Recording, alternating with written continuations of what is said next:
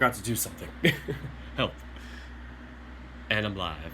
Welcome back, everybody. Dirk the Red Panda here with Password. So, this episode, I kind of put up to a poll between which route I should do for day 7, Tyson or Dean. And overwhelmingly, you guys really wanted me to do Tyson. And personally, I kind of felt like I wanted to go towards Tyson too today. But you didn't hear that from me. I was about to send a message in Discord to Grizz just so in case he wanted to log on, the creator of Password, and I thought Discord just quit. I was like, fudge. Where is he? Grizzly, there you are.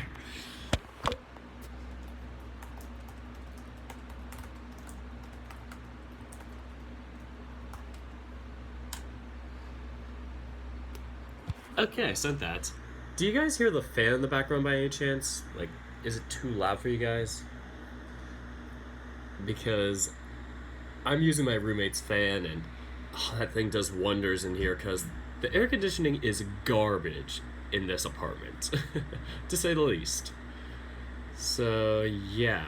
Basically, we have this giant, like, one of those bigger fans or whatever. Like, I forget what they're called, but it's like, yeah, it's like one of those giant fans, and it just blows air throughout the whole room, and we always put it on at night. You definitely can hear the fan at least. Should I lower it? Because it's on its lowest setting. And unless you want me to sweat to death, then I would turn it off if you guys want me to sweat to death. Just kidding, you guys can just tell me if it's too loud and I'll turn it off. So, a good minute and 45 seconds wasted about talking about nothing.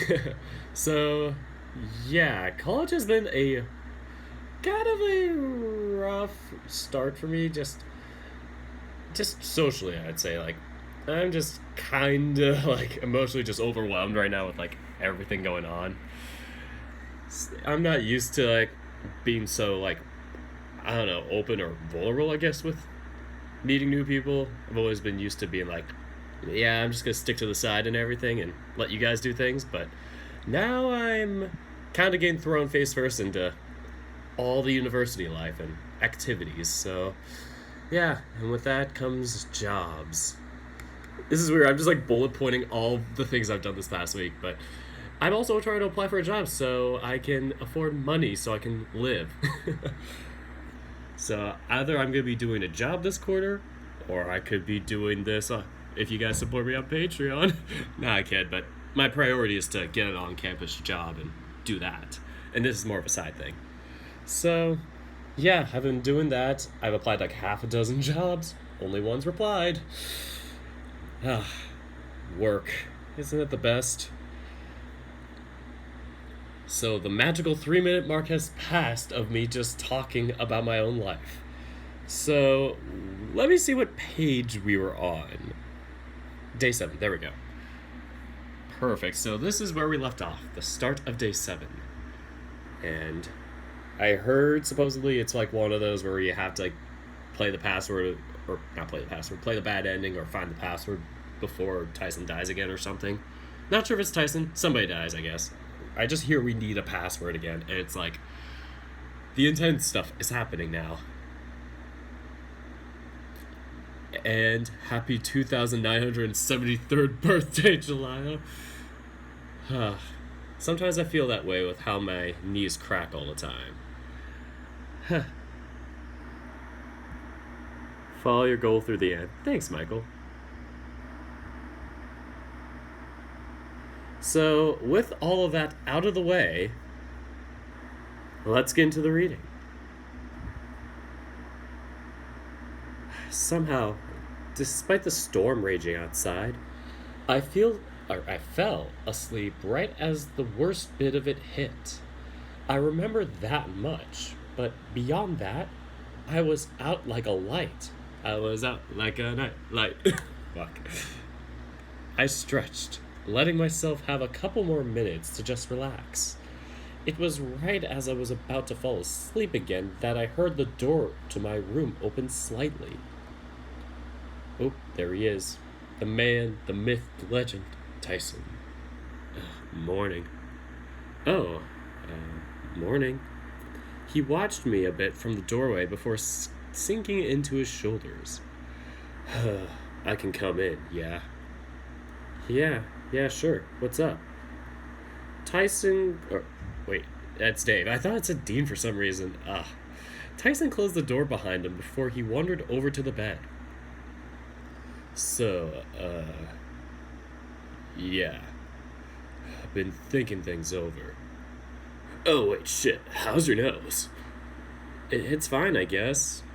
Hurts when I sniff too hard, but yeah. Not broken, I think. Yeah, sorry about that. Anyway, been thinking things over.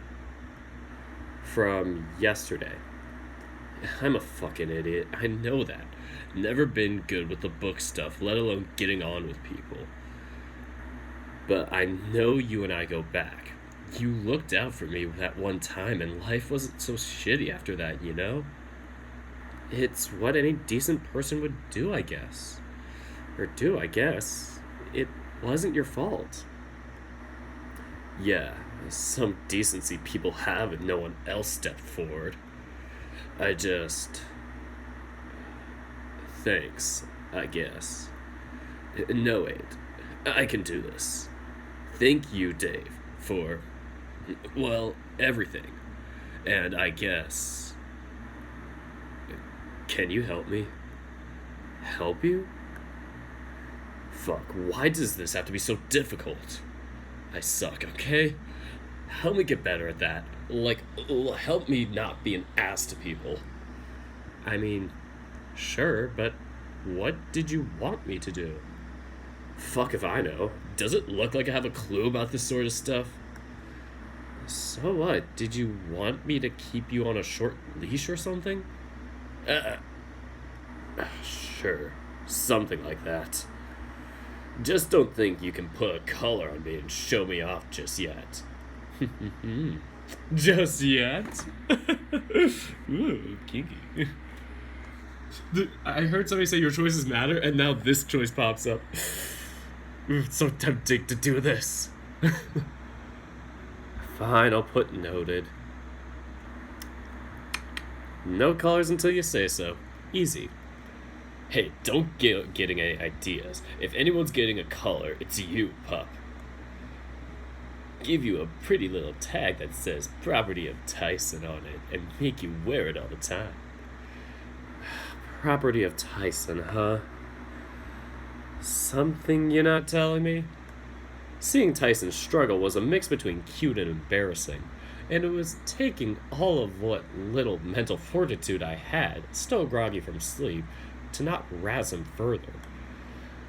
Could always just ask me out if he felt that way. You know how well Dean's lucked out on that front with his timing, among other things. Ugh, don't remind me. Like you'd even say yes if I did ask. Never know if you don't try. Yeah. Well, would you? Would I what? Why are you making this difficult? You're fun to tease. It's to help you get better. Let's go with this one. Oh, right. Sure. It's all good, Ty. Just take a deep breath and ask. Ty made a showing of breathing in deep before coming closer to the bed, not knowing where to look. So, like, would you maybe like to, I guess, eat food or something? Hell yeah, eating food. Wait, what? Together? In the next moment, Tyson leapt on the bed, pinning me down and trying to find a place to grind a knuckle into. You're a brat, you know that? And yet you're trying to ask me out. Tyson growled, pulling the pillow out from under me and whacking me with it. Ooh. If you know what I'm asking you, why aren't you giving me an answer? Well, maybe I'm waiting for you to kiss me. Wait, what? You heard me. That's maybe moving a bit fast, don't you think? Up to you, I guess. Not that I could stop you if you wanted to kiss me, really. But that's gay, and I'm no, that word. I don't want to say that word. Tyson, it's no homo if you don't touch the balls. Get your facts together. I could only give him a deadpan stare until I realized the irony. Or until he realized the irony. What? Kissing is gay, but dating a dude isn't? Oh god, the connotations. Shit, you got me there. That's, yeah, don't think I'm ready for that. Although I bet you'd want to kiss me. I'm a fucking catch. He's like, I don't want to be dated, but he still wants a kiss. I'm like, that's not how it works. Okay. You gotta wait till kiss before you gotta wait to kiss until marriage. Oh god. I'm out of it. So maybe I should make you ask me out. Then he rejects you.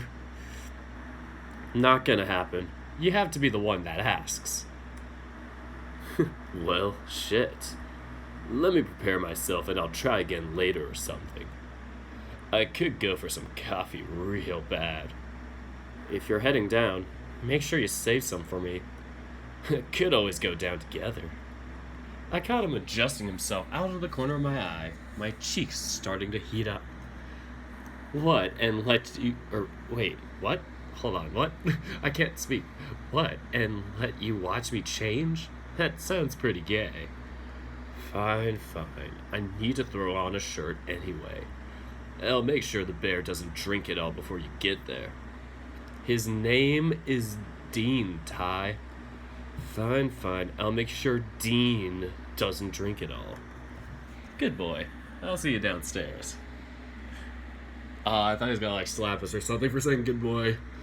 With one last whack with the pillow for good measure, of course, Tyson got off me and wandered off without any further words. Just a look over his shoulder and a single nod before closing the door on his way out. Good morning. The sudden voice caused me to jump, expecting to have a moment alone before breakfast. Did I startle you? I rubbed my eyes, struggling once more to find a place to stare at while I spoke to the disembodied voice. I wasn't expecting you to say hello so soon. What happened to talking tonight? Yes. I wanted to relay one last thing while I had the chance. I was going to bed, but you seemed preoccupied.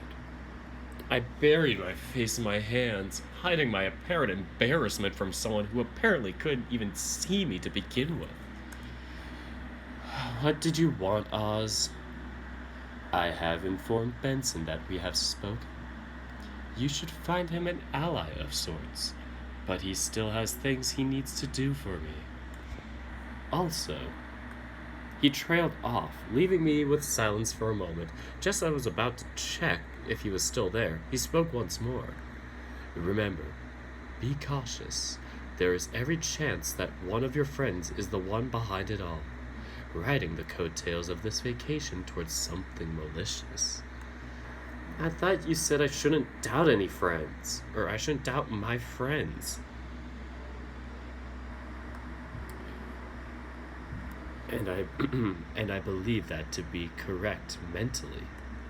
Merely be careful. Fine, careful. As for tonight, meet me in the library at 11 p.m. Wait, we're going to be talking in person?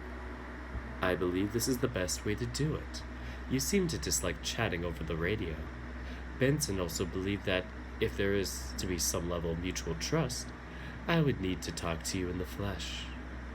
I'm aware I said I do not wish to give myself away, but my want of seeing no one die outweighs staying hidden, at least for just one person, being you.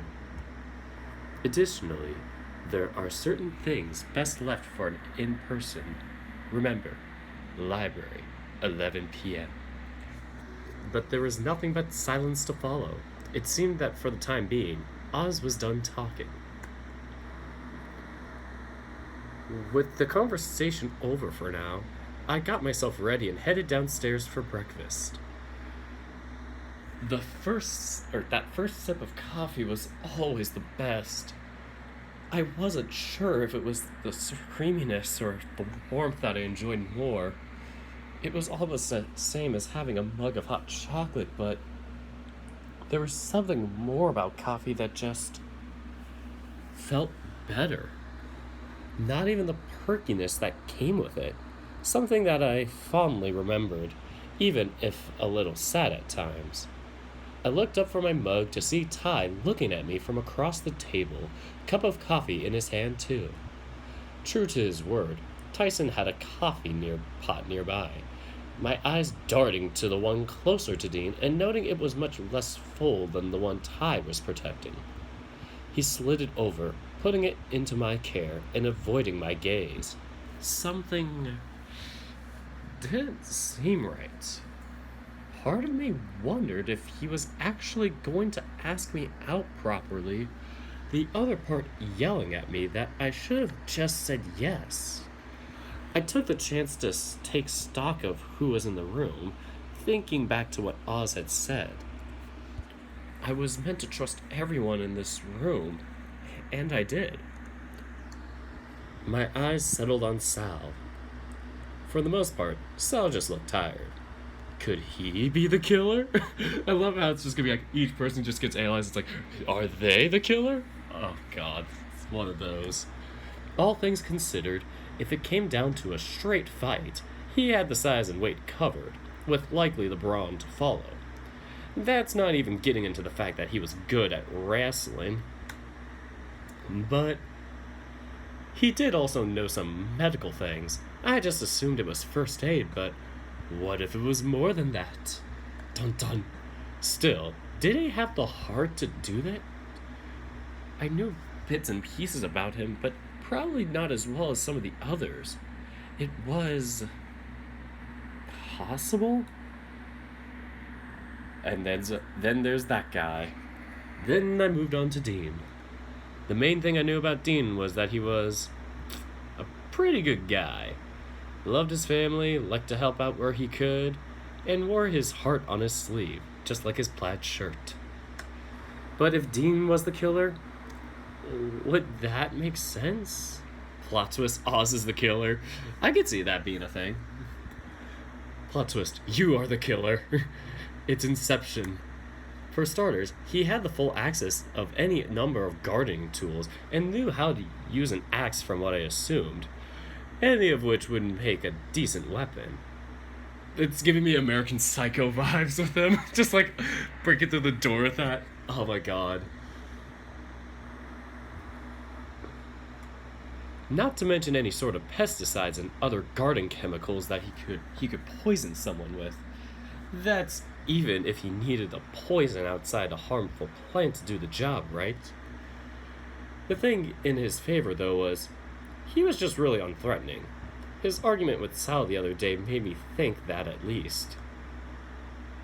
By comparison, though, Tyson. I'm watching you. Ty was special to me. I just didn't know how.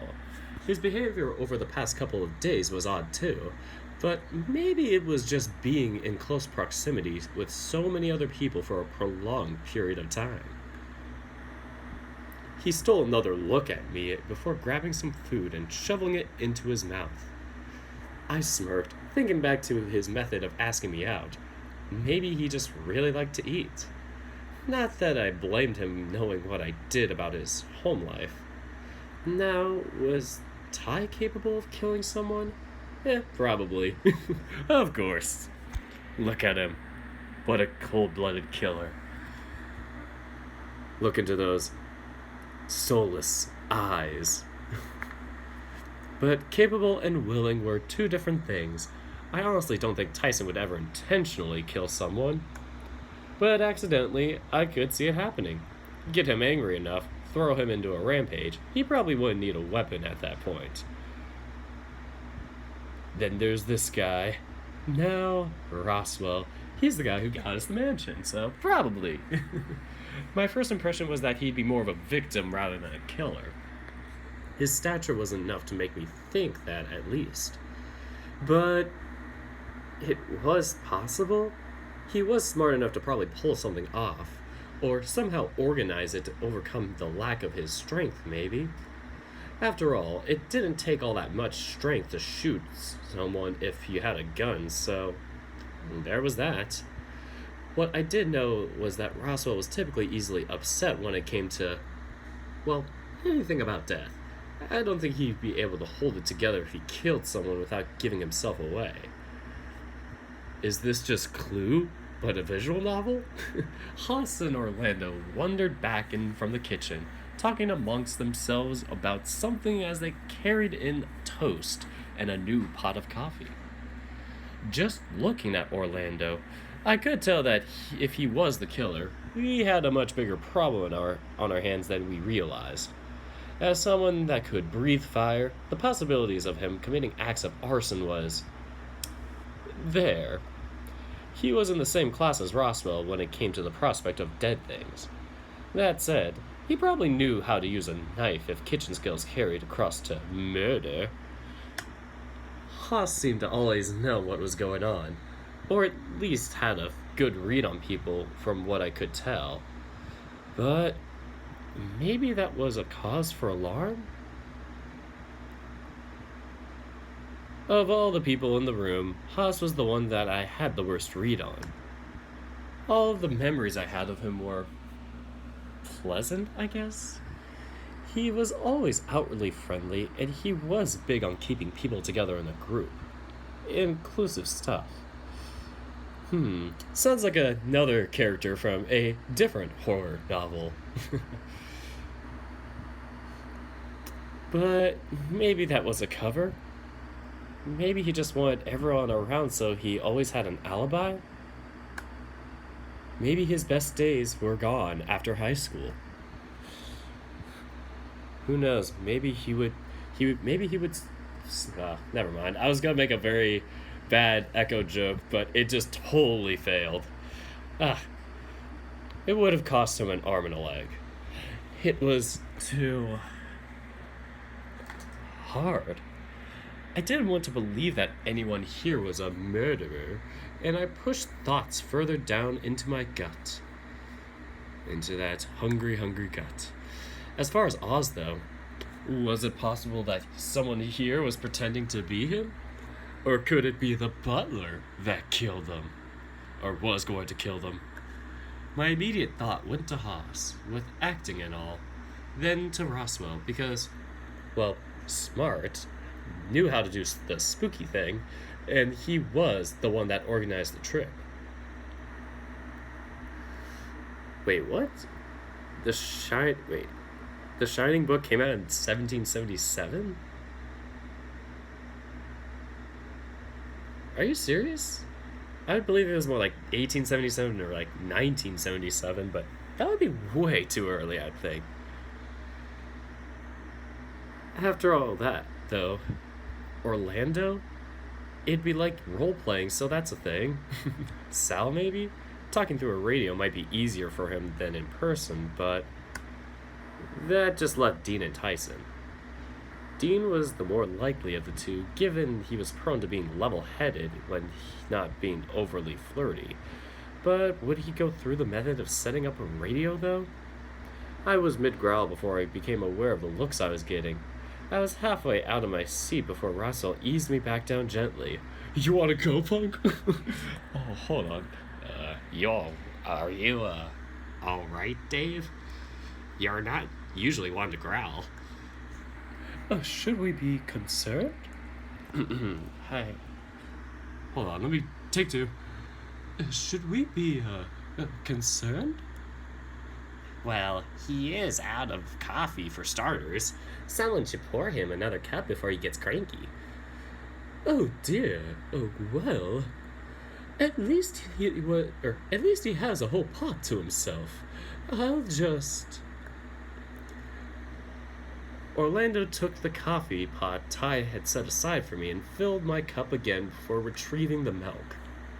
I can tell that this entire household lives on coffee. Like, just this entire mansion right now is just. If there was no coffee there, then the murders would start happening. Like, that would be a hilarious plot twist. Like, everything just starts happening when they run out of coffee. It's like, no coffee. Or it's like, or it'd be like, Dave and no coffee makes Dave something something go crazy. Don't mind if I do. Could just imagine like Tyson just breaking through like the doors and all that stuff like in The Shining. Here's Tyson. So anyway, we should do a thing. Let's do a thing, man. Let's do the thing. I gulped, standing suddenly and almost knocking over my coffee. Coffee is love. Coffee is life. Swiping it from the table, taking the milk from Orlando, and topping it up, I drank deep, setting it back down with a resolved sigh. It was a fact that my friends were being targeted by someone and dying somehow. With no leads, with no clues to work from, what options we had were limited. As Dad used to say, safety came in numbers. So the more we are together, or yeah, whatever, the less chances someone would have to pick us off, right? It's all about stranger danger. It makes sleeping harder, but it was worth a shot. Yeah, let's do a thing. Wait, did Dave say that we should do a thing? Yeah, okay, I was like, I keep thinking it's Dean. Like, I should have named him, like, a custom name or something to not mix it up. Should have just been, like... should have just named him Bitch Boy. Anyway, transition moment. Ugh, someone's perky this morning. I'm not oppressed to doing anything. Did you have something in mind? Or I'm not opposed to doing anything. Why am I oppressed to doing anything? Jesus, I don't know why you guys still watch me if I keep doing all these vocal typos. So, I'm not opposed to doing anything. Did you have something in mind? Are we not going to question the growling? I want to question the growling. I want to do something together again, like the movie night, as a group. Ugh, that sounds good to me. Any ideas? But why growling about it? Alright, pup. Sounds good to me, too. Why are you on board so suddenly? Hey, I can be interested in things. Back off. But the growling. He's just like, Sal is the only sane person here. He's just like, is nobody gonna pay attention to this? He's like, fucking somebody growl. Like, bit. Ah, God. Is everything alright, Dave? I'm fine, really. I sighed out, looking to everyone at the table and running my hands through my fur. I had everyone's attention, at least, although I don't think I liked it. Hold on. Acid reflux. The best thing ever.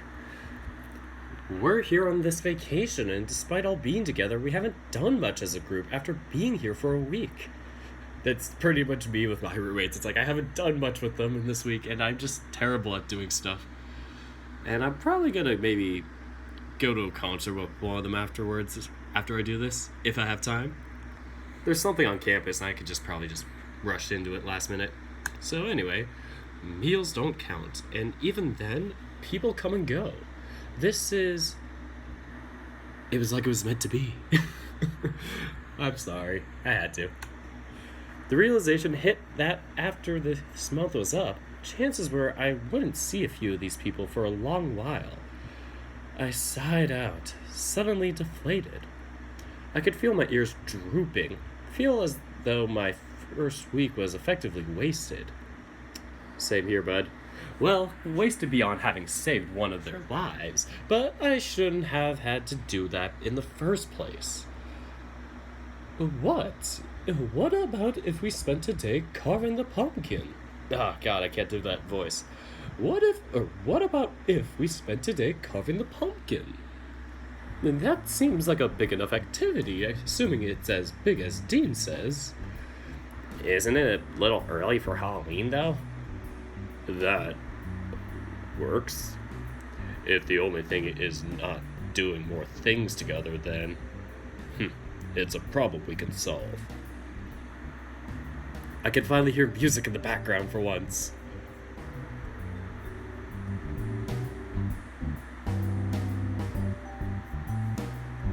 Finally, I can hear music in this game. I don't get how we're going to handle this, though. It doesn't take more than one person to make one of these pumpkin things, right? Wait, Tyson said this. Yeah, I thought somebody was answering him. This, I don't know why. This dialogue is kind of questioning, like, how it's being presented to me. I don't know, I'm being super anal, I guess. That or my brain is just shut down this weekend. Help. I guess. I could help carry it inside in the bale. Typical Tyson. No. Oh, wait. Yeah. Oh, God, why do I keep thinking that's Dean? I'm like, did I say it as Dean or did I say it as Dave? Oh, God. So, no. You gotta stay with the group. Fine. Jeez, you're pushy today. How about, at least for the ease of setting up, we split into two groups? No point getting all of us out to the greenhouse. More people will just get in the way there. The rest of us can make sure we have knives and such for when we get to cutting, right? Oh boy. This was a bad idea. Let's do an activity without sharp objects. Let's just go into a bounce house. How about that? And then the murderer just like takes a knife out and just gets us suffocated in the bounce house. Oh, brother. That works, yeah. Then I propose that, Sal. Tyson and Dean go do the heavy lifting while Orlando, Roswell, and I get knives in a clear space. The three most suspicious people get knives. Great idea. Does that work for everyone? Okay, so Gris says when the GUI is updated for the 1080p update, it'll be clear who is talking to help people differentiate between Dean and Dave. I don't know, it must just be me though. But I could totally see that being better. Because, like, my eyes are just like, I don't know, it may just be the blue font. I think I just need, like, a slightly lighter font or something like that, or brighter fonts to kind of differentiate. Because I just glance and I'm like, it starts with the D, I'm like, the what? Ugh. I can't even. I can only odd. So, sure, I can do lifting stuff. And I don't mind trying to clear a space. Alright, well, let's start after breakfast, alright? After I settled back down and had some breakfast, we cleaned up and broke into the teams that Haas had decided upon. I didn't see anything wrong with his split, as in groups of 3 that seemed safe. If one of my friends was behind it all, there was an extra person in the group to get in the way on the off chance that they tried anything fishy.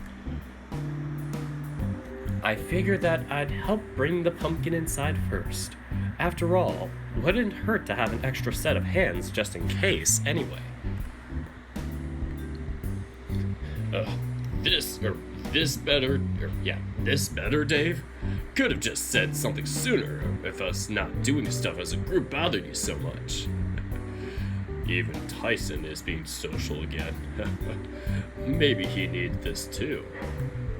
Maybe don't talk to me, or maybe don't talk about me like I'm not here. Fuck you guys.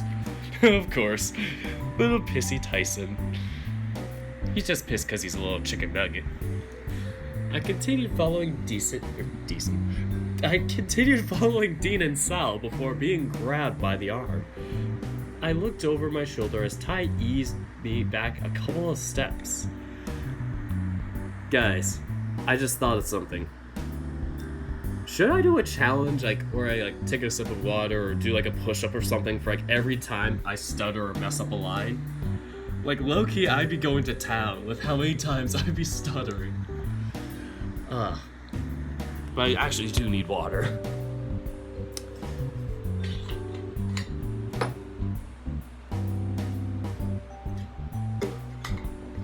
Fortunately, I got a flask of some sorts that is too big to fit anywhere else, so it just sits next to my desk. Alright, so I continued following Dean and Sal before being grabbed by the arm. I looked over my shoulder as Ty eased me back a couple of steps. Ty? How's your nose, pup? I gently tapped my nose, a lot of the tenderness having gone away, but still giving me some discomfort if I pressed a little too hard. Getting better, but why? Tyson sighed, running his hands through the fur on his cheeks. Ugh, I still can't believe I did that to you. Well, it hurts, and more than just physically. You scared me a lot yesterday, but I can deal with blood. Not that, the other thing. I could see Ty tense up as he spoke, mostly in his arms and shoulders, but the giveaway was his voice, lowering in volume. Oh. We stood there for a few moments in silence while I looked over my shoulder to see where the other two have ended up. I can't stress enough that what you did was something I shouldn't rightly forgive you for. No matter how special you are to me, Ty. I know. Even if I thought about it a few times. How about... Let me do a push-up.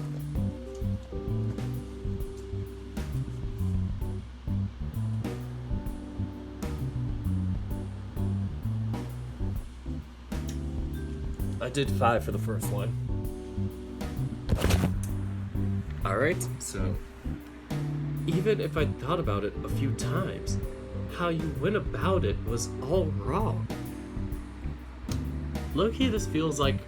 I remember talking to Basket, the writer of Tennis Ace, about this and his opinion on what Tyson did, and he felt the same way as Dave is right now, where he couldn't really forgive him. And I was like...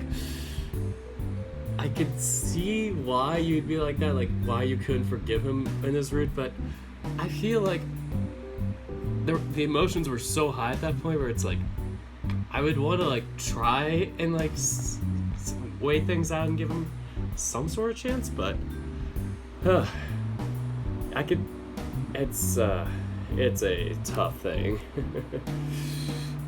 He just really went behind our backs on that and just had no apathy or emotional compassion for us at that moment. I don't know what I'm talking about. Fuck, my brain's tired. But I'm not gonna say apathy. I mean, he just was. I mean, he's never been open, but I just think it really escalated there.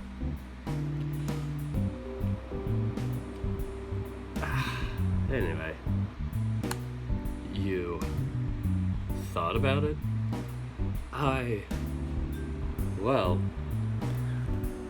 maybe it's because, I don't know, just something that I've thought about before. No, back up a sec.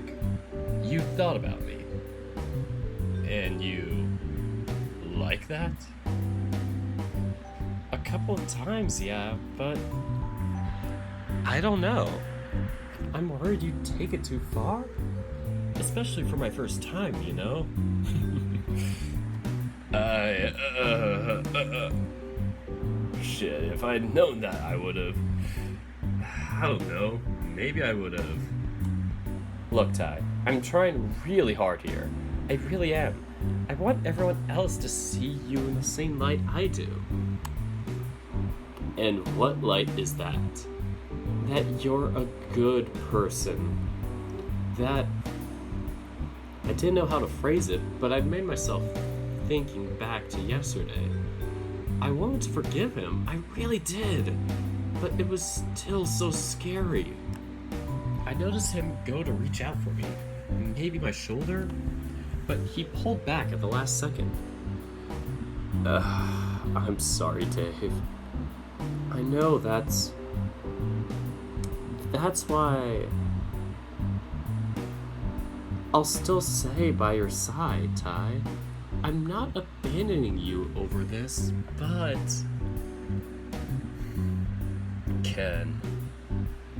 Can we maybe talk about this more later? In private. I'd say now, but group activity, yeah? Yeah. Dave. I'll prove it to you. I'll make it up to you. Somehow. Please, don't give up on me. I looked him in the eye and shuffled forward so that I was within arm's reach.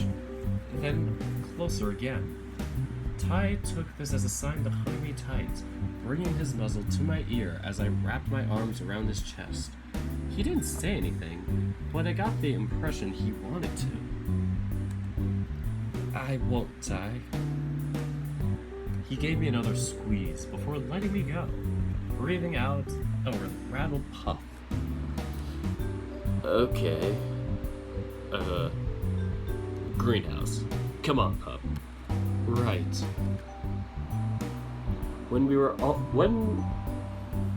Hold on. I need to do another push-up.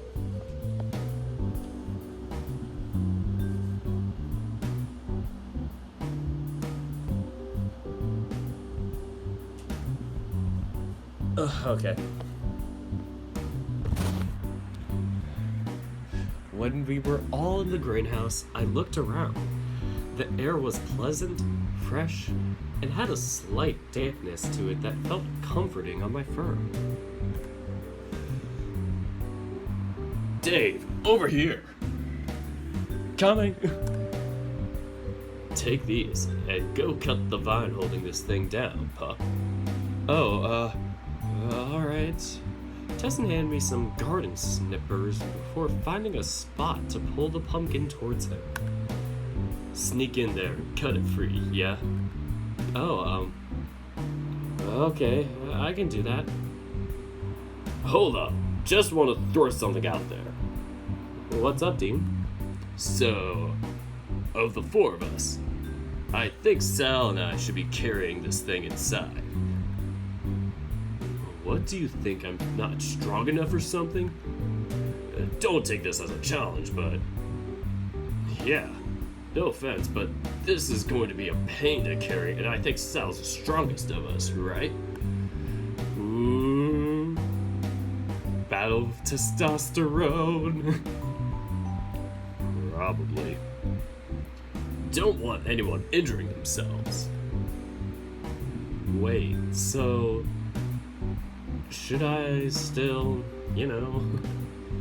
For added effect, I flexed the snippers in my hand, wondering if my job was going to change now that Tyson was free. Please, don't think we're going to get this thing free otherwise. Ty backed off, arms folded and grumbling, coming to stand next to me as Dean sized up the pumpkin, tipping it back slightly and taking the weight of it.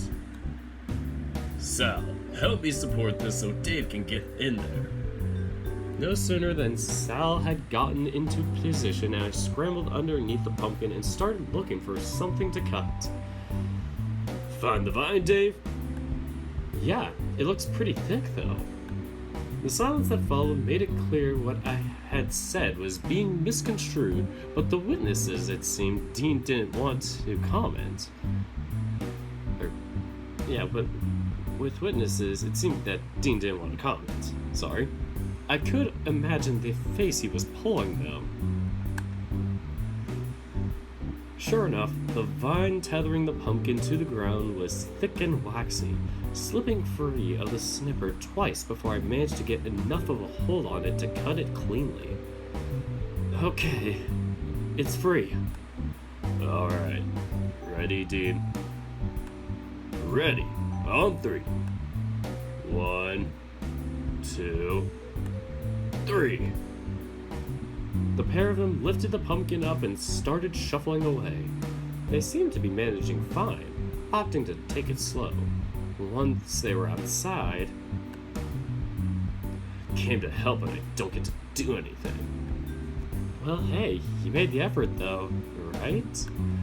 I guess. Ty sighed out, scratching his head.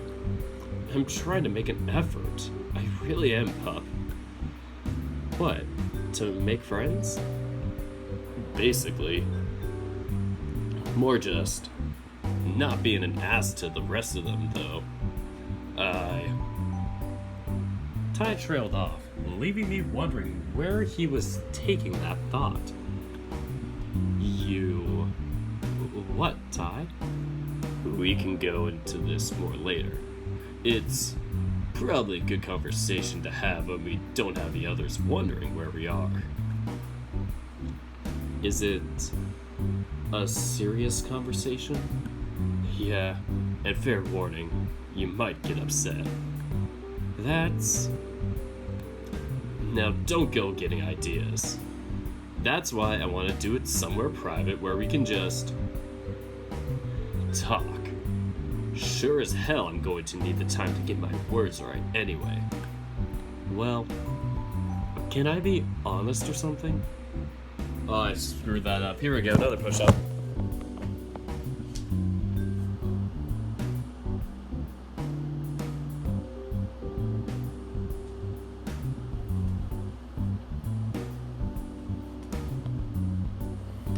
And I'm back.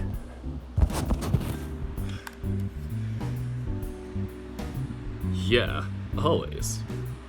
At least I want you to be honest with me. Okay, well, you're scaring me a bit. Scaring you?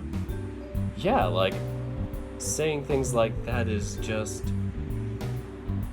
I feel like you're going to drop something really heavy on me, like you're dying or something. Ty sighed, scratching his head. I told you I wasn't good at talking. But I promise it's not like that. I'm not dying. Okay. I stood there awkwardly in the soil, not sure where to look. Since coming here, the relationship I had with Ty was... different. Strange somehow, and I couldn't place why. Maybe it was being around the others? I didn't think I did anything wrong, at least. You're being a dork. Do you... I was moving forward before I realized it, and I only realized it because I slipped on something in the soil. I collided into Ty's front, head first, before dropping to my knees. What? No, wait, I just slipped on something, honest. Pulling myself away from being eye level with Ty's crotch, I scrambled back to see what I had slipped on. I dug around in the soil trying to find what I had slipped on, pulling free a round metal object with an engraving on it. Jackpot! Oh, Ty, look! I held up the metal to him, offering it out. He took it in his hand, rolling it over once before handing it back. Seems like it, yeah. Good work, pup. Puts us in the lead. Another push-up.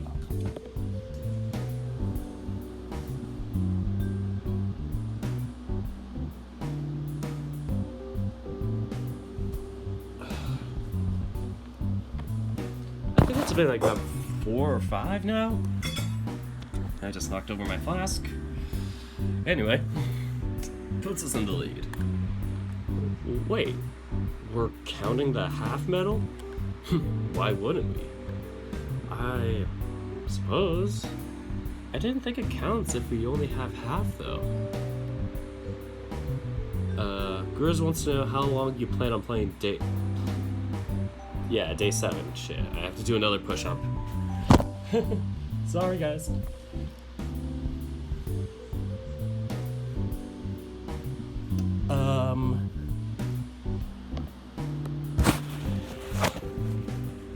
How long is day 7? Would you say, like... I want to play just this route, like... I'm probably just gonna play Tyson's route, like... The... You know, pretty much... If it has a bad ending, I might play through that if it's not obvious to find the password. So I'm probably just gonna play through the entirety of Tyson's day 7. So that might be a bit of a good hour or so, maybe 2. I don't know. So I don't know. I don't know how long it's gonna take. Just trying to get it done, so yeah, okay, fine. We're tied first then. Whatever. Taking the medal back, I looked again at the engraving. A round shape. Oh. Yeah, a round shape with 2 protrusions coming out the top. Yeah. Oh god. He says, oh honey, you're on probably the longest day. Oh no. Oh no. Guess I won't be going to that concert tonight. Shit. Oh boy. Whatever it takes. It took an hour and 21 to do Dean's without the bad ending. Okay. But at least I'm on Tyson, so maybe it'll take longer. Good to know, lied. Taking the medal back, I looked again at the engraving, a round shape with 2 protrusions coming out the top. So, what one is it? Oh, it looks like it has horns, so... Wait, which one has horns? Oh my god, you're such an idiot! Aries? Taurus? It's probably Taurus, given that they point up, though. It doesn't bother me any. Not like we're keeping a checklist. Yeah, you're right. I pocketed the medal and got up to dust off my knees. Time to head back inside? Yep. Alright, let's go. Let's go. Let me just save here just in case.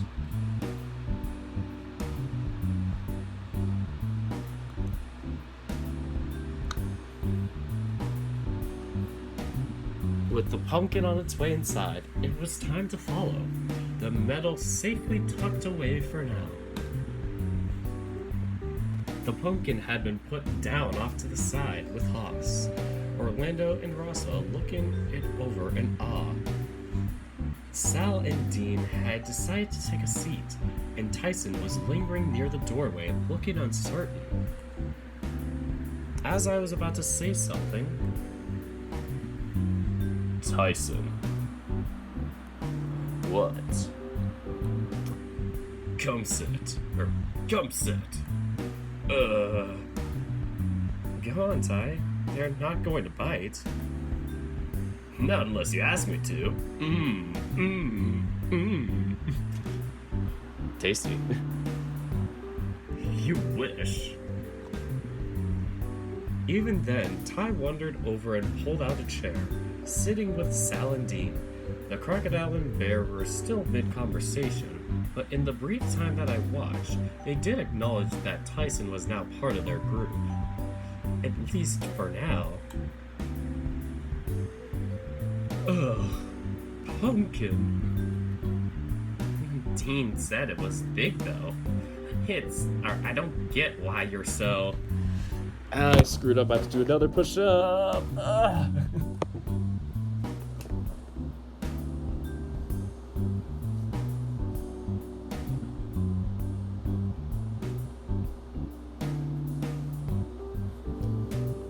Alright, so that's about 6 now.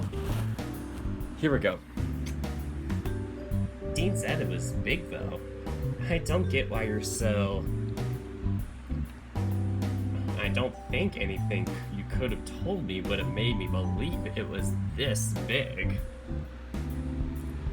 Dave, what do you think?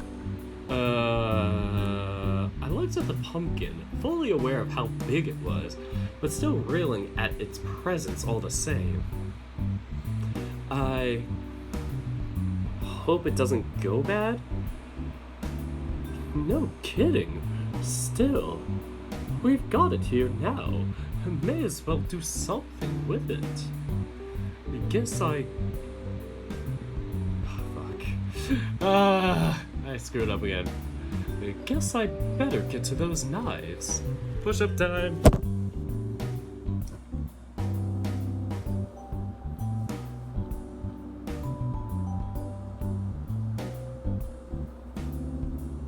And I'm back.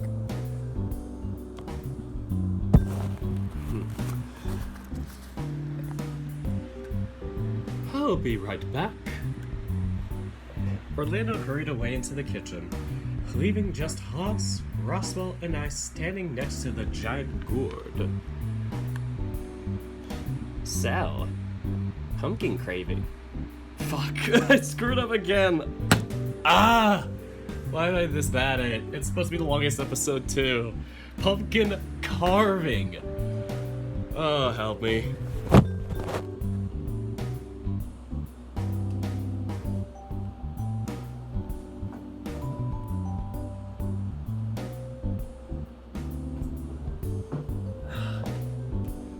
So that is kind of a blunder. So pumpkin carving.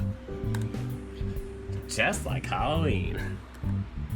Say, Haas, have you ever carved a pumpkin for Halloween? Well, it's been a couple of years, but yeah. I used to do it with my little brother and sister. Did you used to go... Oh, fuck. It's like 9 now. Did you used to all go dressed up for trick-or-treating?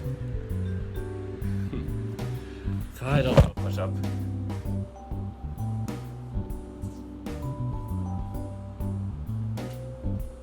Alright, so they were a little too young when I was still doing it.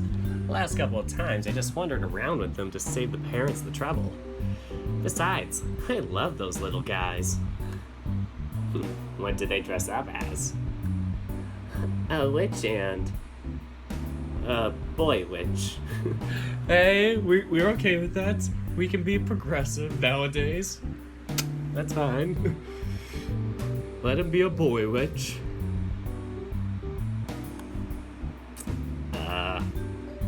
Boy witch.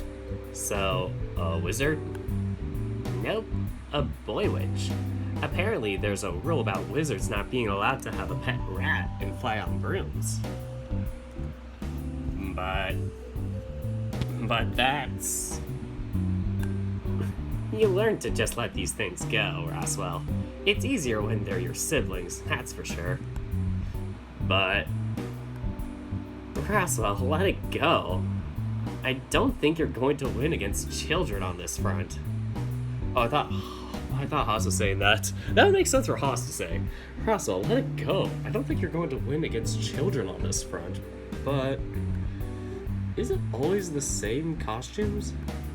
Nah, that was just the last one before I moved out this way.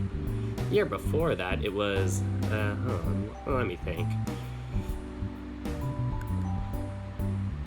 Ah yes, the infamous robot and girl robots.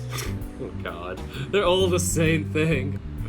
Roswell was fuming, confused and holding back from commenting despite it being plain he was taking issue with these costumes. It's just like, Haas's siblings exists. Roswell gets mad pissed. Oh my god, that's gotta be a meme now. Slaughter High. Oh my god, there was a good bad or a bad review on it. Like, if you guys know that series, it's like a podcast where it's like about an hour per episode, and they just review like bad movies, and they ask if they're like good, or not good, bad, like it's so bad it's good, or bad, like it's just genuinely a piece of crap. And That was so funny, because, like, I remember seeing that episode. It was just, like, straight up insanity. I think the school exploded somehow. It was crazy. Yeah, it would be cool, though. The next password is hard to get. Keeping that in mind. So, anyway, what about you, Haas? What did you dress up as? Oh, geez, that's going back a fair way. Typically just went as Robin Hood. Fucking furry. Didn't get into heavy Fuck. I did it again. Number 10.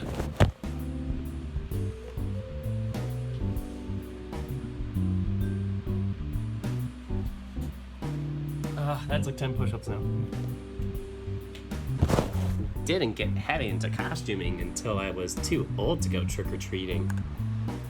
Last time I went trick-or-treating, I think I went as a doctor. With how big the coat was, I may as well have just been a ghost. Did you ever go trick-or-treating, Dave? No. Back to my anime tragedy backstory. I never went trick-or-treating as a kid. All I got for Halloween was apples. Not even with razors. Oh yeah, I used to... Oh, Orlando's here. Who's ready to carve a pumpkin? Orlando held up, carefully, a bunch of knives that he retrieved from the kitchen. I sharpened them too, so we should have no issues here. Alrighty, let's get to work. We will never know Dave's backstory. Never. We each took a knife and started staring at the pumpkin before us. Started staring at the pumpkin before us.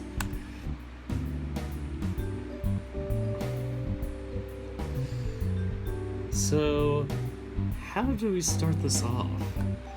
Looking at one another, lost, I looked over to the other three. It seemed like they were happy, sitting back and watching, as if they were older brothers watching their younger siblings play. It was an odd feeling, but I liked how everyone was getting along. Most importantly, everyone was accounted for. I sighed out, pulling up a chair so I could get enough height to get at the top. Okay, first step would be to cut the top off, right? Well, seems like a good plan. Wait, so with a pumpkin this large, are we just making a jack-o'-lantern, or are we actually cutting it up? Oh, right. Let me lay out the sheets we got. At least that way it'll make a cleanup easier. Probably a good idea. Dave, why are you up there? I figure we cut the top off, scoop out the insides, and, do the thing. Do the thing, huh? Sounds like we're going to need some buckets or something to hold all the goop. I'll go get something. I'll be back. He's the killer. He's leaving. Fairly certain I saw something from the greenhouse, Hoss. Sweet. Then give me a hand, Dean. Plot twist. One of them's the killer. One of them gets killed, the other's the killer. I looked over to where Dean was getting up from the table, clapping Tyson on the shoulder as he passed. Not that he seemed too pleased about getting touched like that. All he gave Dean was a frown, but went back to watching us with a calm smirk. Sal got up and wandered over, mentioning something to Orlando to cause the dragon to blush. Oh no, I don't need that. Thank you, Sal. Aw, the wholesomeness is starting to come through. Dave, careful you don't fall off the chair. I won't. Almost immediately following my declaration, I wobbled, causing Sal to hold me securely on the chair by my hips. Not anymore, you won't. Careful, Dave. I will. Once I was certain I was steady again, I plunged the knife in at an angle, point away from me. After all, I didn't want to go stabbing myself. Despite how careful I thought I was being, my triumph was short-lived upon seeing Orlando and Sal's faces. Dave, I said be careful. You could hurt yourself if you use a knife like that. I was being careful. What if it skipped off the surface? Or if you slipped again? Okay, fine. I hung my head, Sal helping me down off the chair. I looked up at the knife sticking out the top of the pumpkin as Orlando took my spot, shaking his head as he began to carve the top off the gourd. Getting a little excited, pup? Sal patted me on the head, and I folded my arms, sulking. How else was I supposed to shove the knife in there? The outside is tough. Maybe get me to do it? Don't want you getting stabbed. Obviously, I'm with Tyson on this one. I don't want you getting stabbed either, Dave. This is like determining who is not the murderer. It just turns to Sal or Orlando. It's like, or no, it's like he turns to Dean and Haas. It's like, do you want me to get stabbed? They're just like, So, Tyson though, sure, he can stab himself. I'm happy with that potential risk. Oh, fucking bird. Got him. Well, fuck you too, Linker. Jesus. Jesus, that's... That escalated quickly. Dave is my friend, not you. If someone is going to get stabbed, I'd rather it be anyone else other than him. Wow. This is interesting. Well, yeah, obviously. I looked between the two, wondering if there was going to be a repeat from the other day. Guys. Oh no. Thankfully, Dean and Haas returned from the greenhouse with a few buckets, setting them nearby. Dean then shuffled in between Tyson and Roswell, creating a barrier between the two. Whether he did it intentionally, I have no clue. Buckets gotten. And we're not to throw anything out. Apparently, we can use the insides for compost. And use the pumpkin seeds for some amazing pumpkin seeds. Because pumpkin seeds are actually really tasty. Waste not, want not. And there's going to be a lot of it based on the size of this thing. Orlando climbed down, placing the top of the pumpkin on the sheets now laid out surrounding it. Okay, well, we're ready to start scooping the stuff out. I think I'm going to go get a spoon or something to make this easier. Why do we need a spoon? Were you planning on using your hands? That's going to get all in your fur, and if you do that... I was considering that. He was gone for all of a few moments before returning with a large metal spoon, handing it over to me. Here, Dave. You can have first shift. Shift? That's a lot of pumpkin. I don't think you're going to get all of it out by yourself anytime soon. I don't know. I could make a fair effort at it. Watch. I climbed back up onto the chair and then poised the spoon, ready to start scooping. Haas, bucket me. I'm not sure if I should be so gung-ho about enabling this, but sure, if you tire yourself out, just make sure you tag someone else in. Well, how about I get a start on lunch? A bit early, isn't it? Maybe, but I can go get some ideas on what to make us, at least. Al, Dean's taking a turn at cooking? Maybe we should all take it in turns. That's why I was so shocked. I was like, wait, who's cooking? I don't know how tall the MC is. That's probably something Grizz would know. He's definitely shorter than Tyson, but then again, I don't know how tall any of these characters are. Like, I just know in terms of relevance how tall they are if you see them on screen. Okay, so I might need help with that. What sort of help? You can't be that bad, can you? Put me down. for breakfast, maybe. Unless we're fine with just fried chicken. I'm down for chicken. I started things off by scooping, and then scooping some more. By the time I filled the first bucket, I swapped out with Orlando to give my arm a rest.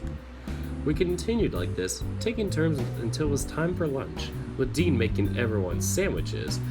Around this time, I realized everything on my end tasted and smelled like pumpkin with how much of it was on me. Looking to the others, most of them had a few bits of goop here and there, but nowhere near the amount that I'd been covered with. Even my hoodie being orange, I could tell where the pumpkin had started to seep into the fabric. After lunch, Dean went out to the greenhouse to see if there was a chainsaw we could use to speed things along, while Orlando settled for an electric carving knife to start breaking it down into more manageable pieces. Oh, Sir Lucky Bane has some interesting facts. Dave is 5'8", Tyson's 6 flats, Roswell's 5'4". Oh, Jesus, Sal's 6'5". That is a big guy. Hollis is 5'9", Dean is 6'2", question mark? Orlando is 6 flat. The more you know. And then message retracted. Oh great, we'll never know. Something like that at least. Thanks, Sir Lucky Bane. So, Orlando. What is it? He turned the electric carving knife off, setting it aside to look at me proper. How often are we going to be eating pumpkin moving forward? Every meal? Not every meal, but it'd be good to just, try? I'll do what I can to make some more, sweet things. Otherwise, roast pumpkin isn't hard to do. You gotta make a dang pumpkin pie, man. Pumpkin pies are the shit. Let's just say that. Oh, can we have pumpkin bread? Pumpkin bread? Really? I guess I could make pumpkin bread. It's been forever since I had that last.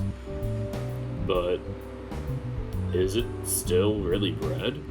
Not at that point. It's more like a cake, but I suppose it depends on the recipe too. Make a loaf for me and Dave, yeah? Or you could make it yourself. Ooh. Why is everybody so salty? Can't blame me for trying. Wait. Why just for us, Ty? Can't we share? Why share when there's that much pumpkin? Last time we had pumpkin bread, you ate most of the loaf anyway. Oh. Right.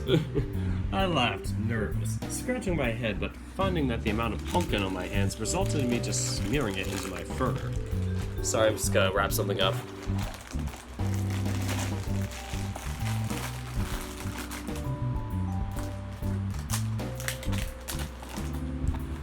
I just had some robin's eggs for dessert, and I just had to close the bag.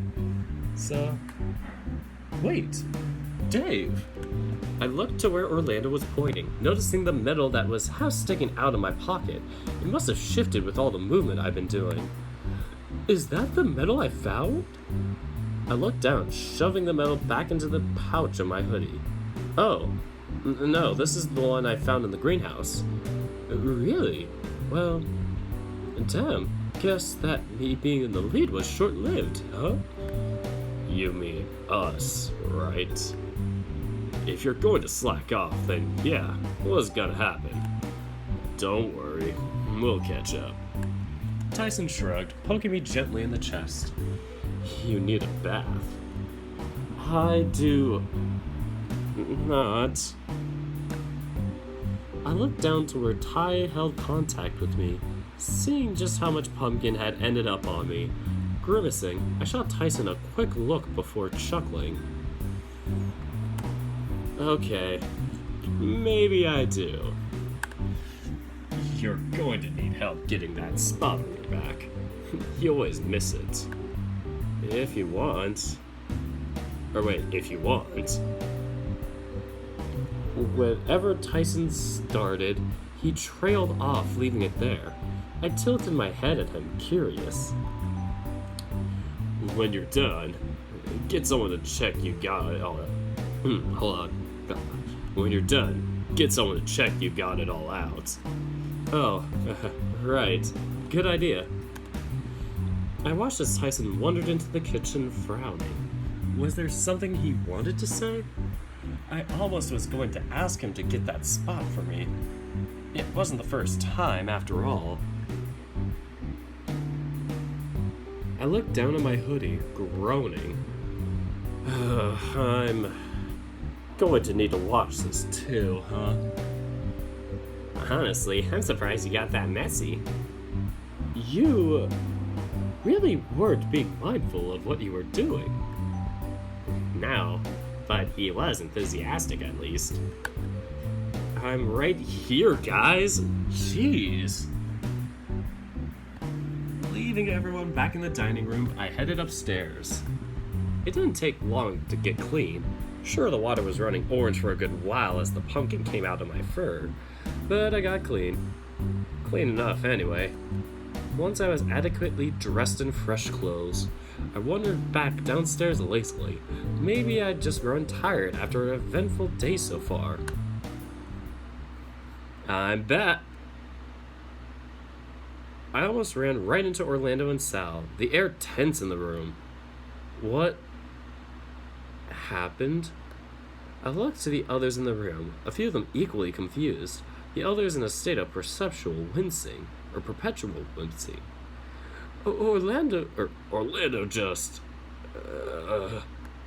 Dean saddled up beside me, keeping his voice low while I watched Orlando and Sal awkwardly stare at one another.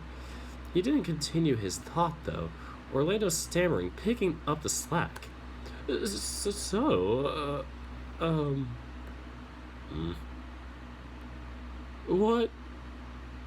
What did you mean by that? The cogs were turning in Sal's head, his mouth going to form words, but stopping short every time for the next minute. Oh boy, tense moment. Oh my god. Sal, do you... It's that moment. Do you like me back? In that way? The moment Orlando clarified, I gulped. And after a quick stalk of the room, everyone had their eyes glued to Sal, awaiting his reply. I like you as like a brother too, yes? Oh, friend zoned. Got him. There was silence. Everyone else seemed to understand what Orlando was asking except Sal, who looked at the dragon curiously.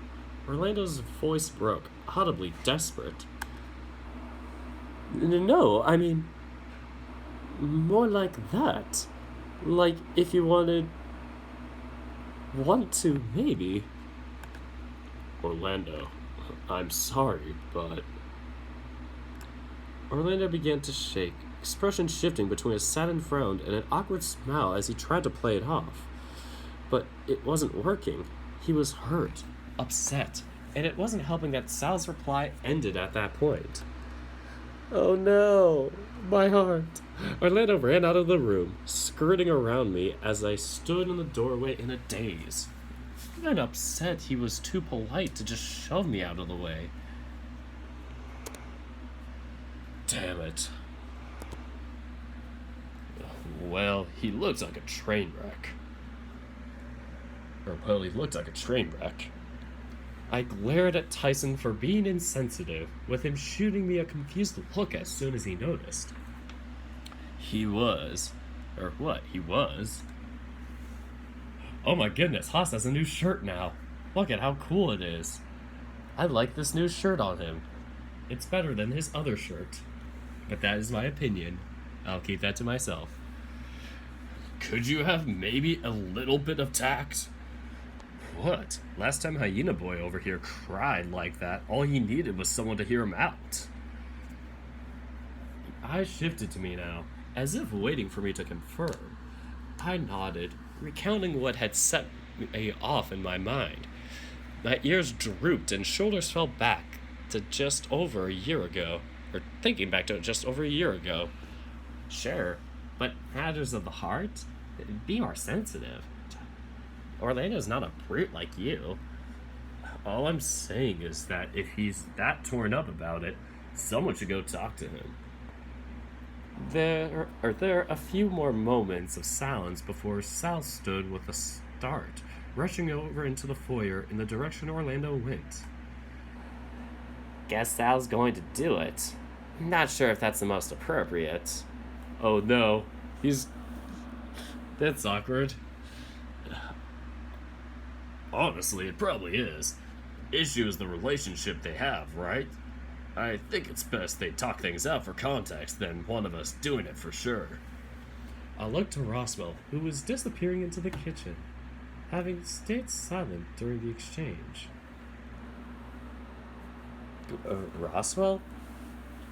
He was standing near the coffee machine, brewing a new pot of coffee, possibly to share.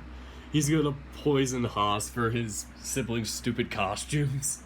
Like, that'd be the funniest twist of all. It's just like, he had to kill Haas because he was so pissed off at what costumes his siblings wore. Oh my god. Yes? His tone surprised me, clearly upset about something with how sharp his reply came. Is everything alright? Roswell turned to me, stare focused and angry, but it all fell away with a sigh as he rubbed the bridge of his nose, turning back to the coffee pot. Just Tyson. The usual. How could he be so blunt about that? Orlando was hurting something bad. He put his heart out there and just... You saw him, right? I did, yeah. How could you be that dense as to how other people feel, Dave? Wait until you see Tennis Ace. Only goes to prove my theory that Tyson has, and never will, love someone in the same way we're capable of. Oof. Oof. That's something people have heard just for their preferences. Yeah, that is a touchy topic. Yikes. And good night, Fox, whoever you are, Fox person that's leaving. Oh, Slender Fox Gaming. Maybe? I don't know. Whoever the Fox person is, good night. So, that's not fair, Roswell. You don't know him. Oh, and I suppose you do, Dave? You keep making excuses for him, keep defending him, but what he's done to deserve that? If he's done something, then please tell me, for as all I could tell, he's just leeching off from your good nature. I didn't have a reply to that.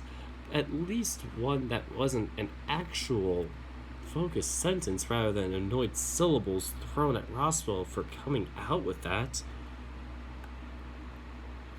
Thankfully, the coffee pot was ready at this stage, and Roswell picked it up, walking around me and back into the dining room. Seemingly, he had said all he needed on the matter. I followed right on behind. With Sal and Orlando upstairs, presumably talking things over, that left Haas, myself, Dean, Roswell, and Tyson awkwardly sitting around in the aftermath. You know, that could have gone worse, all things considering. We'd been sitting in relative silence with our drinks, not wanting to break the silence with our thoughts. Sal's a good guy, so I like to think that he handled that as best as he could have, right? Meaning? Well, I guess as far as how it went for me, I just consider myself lucky. Granted, I asked Dave out on a date as opposed to professing, any sort of deep emotion. I looked at Roswell, who had his eyes focused on Tyson warily over the brim of his mug. Tyson, however, had his eyes trained on his own, almost watching the ripples on the surface of his coffee. You just asked, and he didn't just floor you. Damn. Or wait, you just asked and he didn't just floor you? Damn, you are lucky. He sounded sad? Maybe not sad, but something like that at least. It was a profound tone that I didn't know where to place, and I froze my hand halfway to touching his arm before I pulling back. Well, okay, here's a question. What would you have done differently if you were Orlando? I've. I scratched my head, wanting to figure out how best to ask. Decided to just go for it. I wouldn't mind knowing what works best for when I get around to it. Or I wouldn't mind knowing what works best for when I get around to it. The three of them seemed to think on it, and while they did, I looked to Haas, who seemed to be taking this opportunity to take a nap at the other end of the table. Oof, this is a interesting moment to save.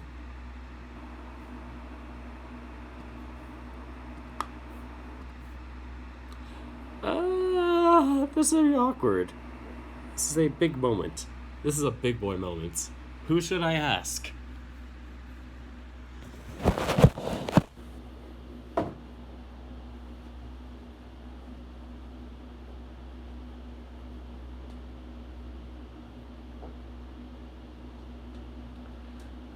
Anybody?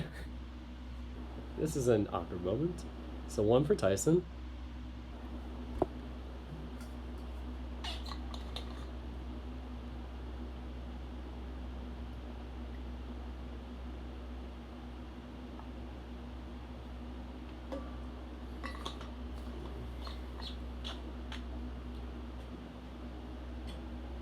Don't do it, Lennis. Don't do it. Don't do it, Lennis. Oh, screw you, Lennis. Fucking nitrogen. Alright, so Tyson. Everybody wants Tyson. I'm gonna go with Tyson. I felt like that would be the best one for this route. Just so we get some sympathy, maybe? But, yeah, it's gonna really put him on the spot. Oh, you can ask all three. Cool. So that save didn't matter at all. Good job, self. Pat myself on the back. So, Ty?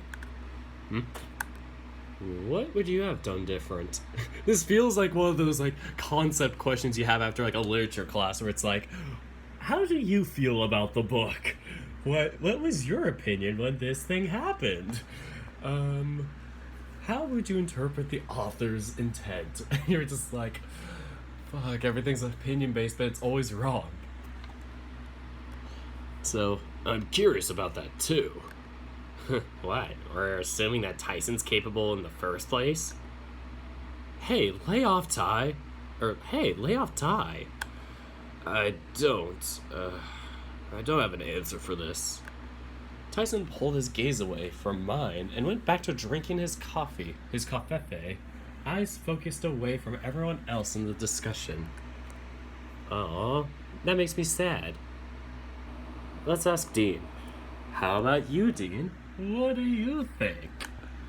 If I had to do the confession, that's difficult. Only really been close to that couple of times, and it's always hard.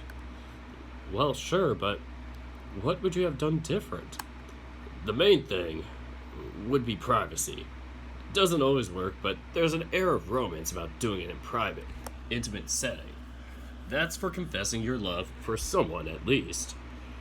And that's a bit, I don't know, further on from where Orlando was, though. Oh, right. Well, I guess the same rule applies. Approach privately, let them know as honestly as you can, and then let them make the first move? What if they don't want to make the first move? Or just can't? Then I guess you're not compatible. I don't want to force anyone into anything. I'd much rather show them where I stand and let them decide. If they decide to go to the next step, then that's when I'll try leading. At least I think so. And ask Roswell.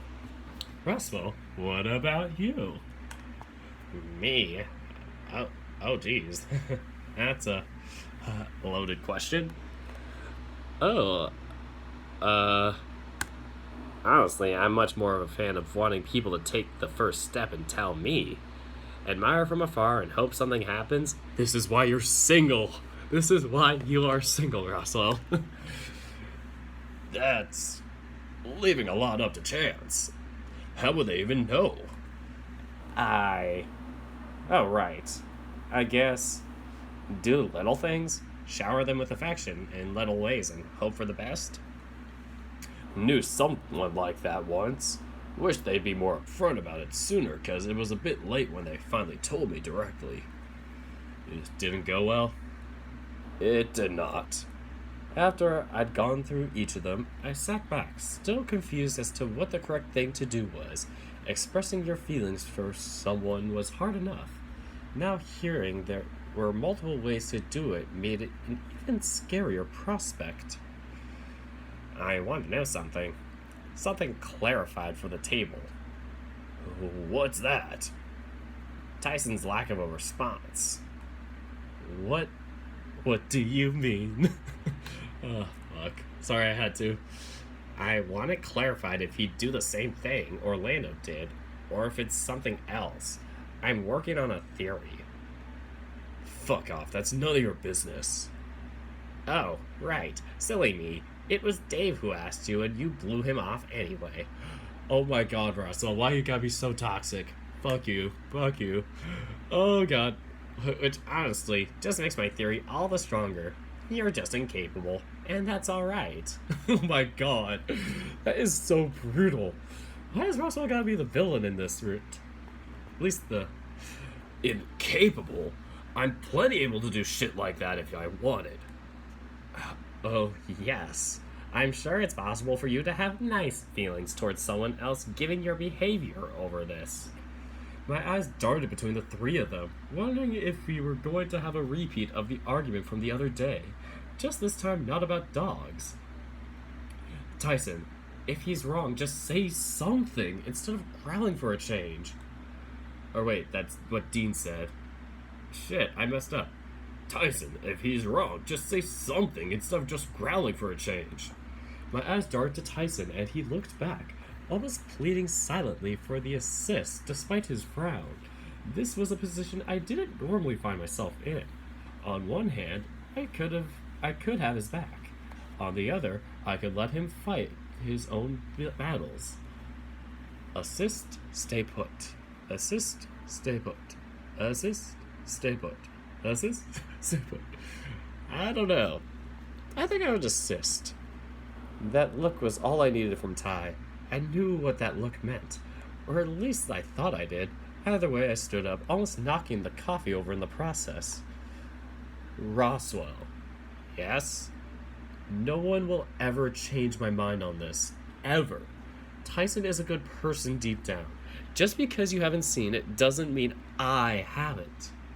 Maybe he just hasn't found the right person, or the right time, or just...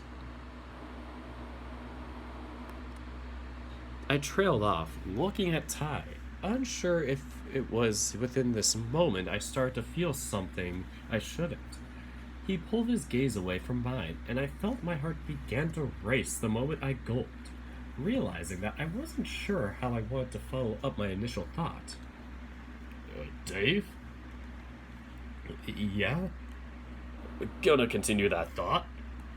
I stole one last look at Tyson before sitting back down, feeling uncertain enough that even the laugh didn't come out. No, I think I'm done. I'm not convinced. I want proof. I don't owe you shit, pig. How do I even prove something like that? Oh, you can't. At least if you're asking. Oh my god, you're such a freaking cunt. Oh god. Roswell, that's enough. Lay off the guy. You're not being very fair. Roswell stood suddenly, turning on Dean. Fair? He wasn't fair to any of us growing up. Why should I show him the same courtesy now? He deserves to be alone for all I care. Woo, that is tough. It seemed as though Tyson had had enough, though, almost violently getting up from his chair and storming out of the dining room. That I expected to go differently somehow. I'm not sure if we made the right decision. I don't know why I'm the only one that seems to have remembered how horrible he was to us. People can change, Roswell. I'll believe it when I actually see evidence of that. Doubting Thomas. I whined softly to myself, looking towards the door into the foyer to see where Tyson went. But he was already gone. Instead, I saw Sal and Orlando descending the stairs. Welcome back. I kept my voice low as they entered, watching as they sat down. Tyson looked upset. Think he went down to the basement. What happened? I looked to Roswell, who had his arms crossed over his chest and was seemingly not going to be the one to explain what had happened only moments before. Part of me wanted to find out what happened upstairs with Orlando and Sal, but another part wanted to check in with Tyson after what just happened. Orlando seemed better, but being my best friend, I felt the urge to stay. But I really didn't like the idea of Tyson being alone for a couple of reasons. Partially because he was my friend too, and no one else was going to go check on him, it seemed. Particularly because him alone made him a potential target for murder. Oof, these decisions are tough now. Aw, come on. I'm going to go for him. Yeah, I think I'm going to check on him. I'll be back in a bit, guys. Run, run, run. Naruto, run. I bailed before anyone could convince me otherwise. So, anyway, the light was on in the gym, so I knew he was there. He was sitting, facing away from the door on one of the weight benches, shoulders slumped, and from what I could make out, he was pulling his fur out of his arm. Jesus. As I approached, he either didn't seem to hear me, or didn't want to acknowledge I was there. This is a interesting choice. Why would I hug him? That'd be too risky. This is tough. If I do this, he might get too scared. But if I call out, it might not be enough. The decisions suck.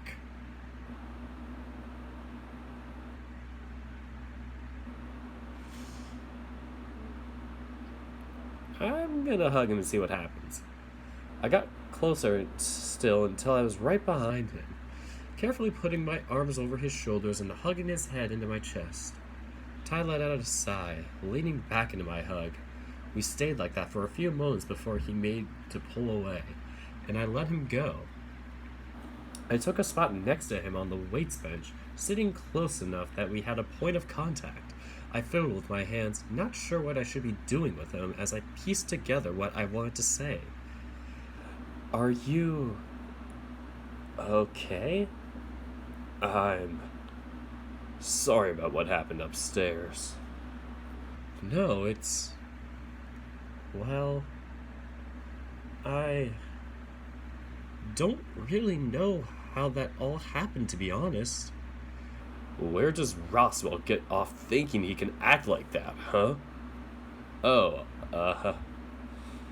Fucking unfair if you ask me. I nodded slowly, not really sure how much of the conversation I should be taking part in. When Ty had no follow-up, I figured it'd be a good idea to try and shift the conversation to something else. Did you want to talk about something else instead? You want to talk about yesterday?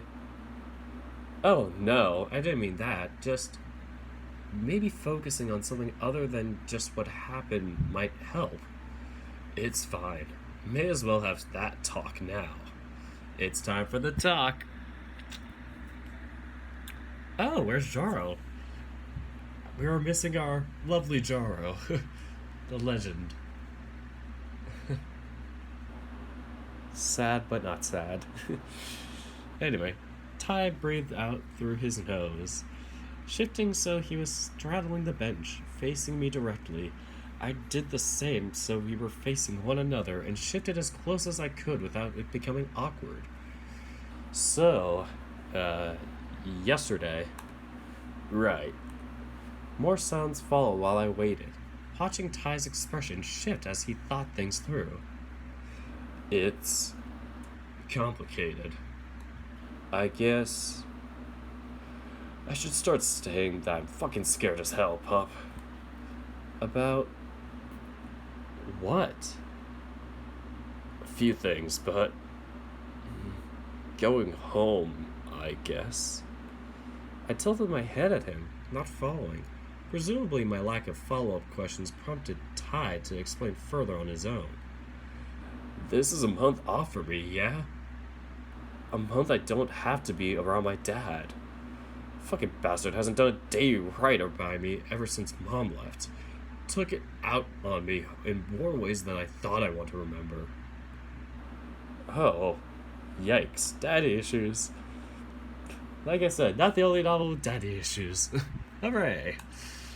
Just thinking about what I almost did to you makes me so... Ugh. Ty growled, throwing his arms up in frustration. Then he grabbed his head, gripping his fur tight. I don't want to be like my dad. I want to be like yours, if anything. Like mine? Is that why... To be honest, if you hadn't invited me here, I probably would have packed up and driven around the country to just sort myself out. Had all the essentials packed for weeks now. Figured once everyone's moved on, no point sticking around either, yeah? How long do you reckon you'll be gone for? The question lingered, unanswered. The longer it did, the more I realized what Ty was saying and my heart sank. You are coming back, right? If Dean's a good enough guy, I won't need to. He'll take care of you. Aw, that's a heartbreaker. Don't do that. I shook my head quickly, trying to express my dissatisfaction with him just leaving. But he continued all the same. Come on, it's not so bad. You telling me you'd risk what almost happened again? Why did you even agree to that? Because... wait, did Tyson say that? Come on, it's not so bad. You telling me you'd risk what almost happened again? Why did you even agree to that? Because you were going to die, Tyson. I had to stop you from leaving. Still on about that? Why bother? I messed with the vault and it showed me you dead, and it scared me. What, and that's it? Ty, you're important to me, okay? Really important.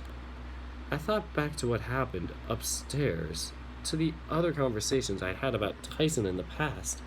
My heart was racing, and I wasn't sure if I wanted to scream or collapse into him. Ty reached out, gentle, placing a hand on the side of my neck, causing me to look him in the eye. You're important to me, too. In what way? Well, like how Orlando feels about Sal, or how Sal feels about Orlando. Probably best you forget what happened this morning, pup. Lack of coffee, I guess. Oh. The disappointment was real, as if I could feel every strand of fur on my body go limp from it. I didn't think it was this bad, but I guess I liked the prospect of Ty asking me out more than I gave it credit for. Okay. I understand. Why are you disappointed? I don't know. I just thought... You go on about how I did you a solid once and that was it. When no one but me remembered your birthday. Or when you got kicked out of the house and we shared my bed so you wouldn't get sick. Or the time you hadn't eaten in days and I brought you leftovers. What were those to you? That was just swapping favors? Favors? Is that why when I got sick you bailed on school to keep me company all day? Is that why whenever Dad worked late you'd come over and keep me company? Ty, is that why... Oh, shit, when Dad died... Oh my god, this is turning into tennis. Low-key, it's like Basket and Grizz are like on the same wavelength now. It's just like, let's just have both of our main characters have dead dads. Because of course. Oh boy. I was working myself up to the point of tears now, quivering as I looked at Ty's unflinching expression. I didn't understand and I wanted to. I just didn't know how. Is that all it ever was? You shut your fucking mouth right now, Dave. If you ever think that what I did wasn't because I care for you again, I'll... He sighed out, placing his other hand on my side and shifting me closer to him. I'm sorry I suck at admitting these things. I'm sorry that I made you feel that I didn't care. Of course I care. How couldn't I? There's a reason, okay? Just... Again, he trailed off, leaving us in that space of awkward silence. At least whatever tears were threatening to come on had subsided if my breathing was still slightly ragged. I gulped, mouth suddenly feeling dry. Ty, I had to ask. I had to clarify, but...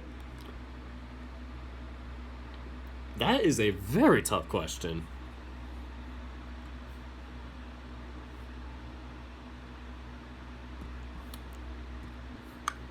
Let's just be safe with that. Do you like me? Do you have my back?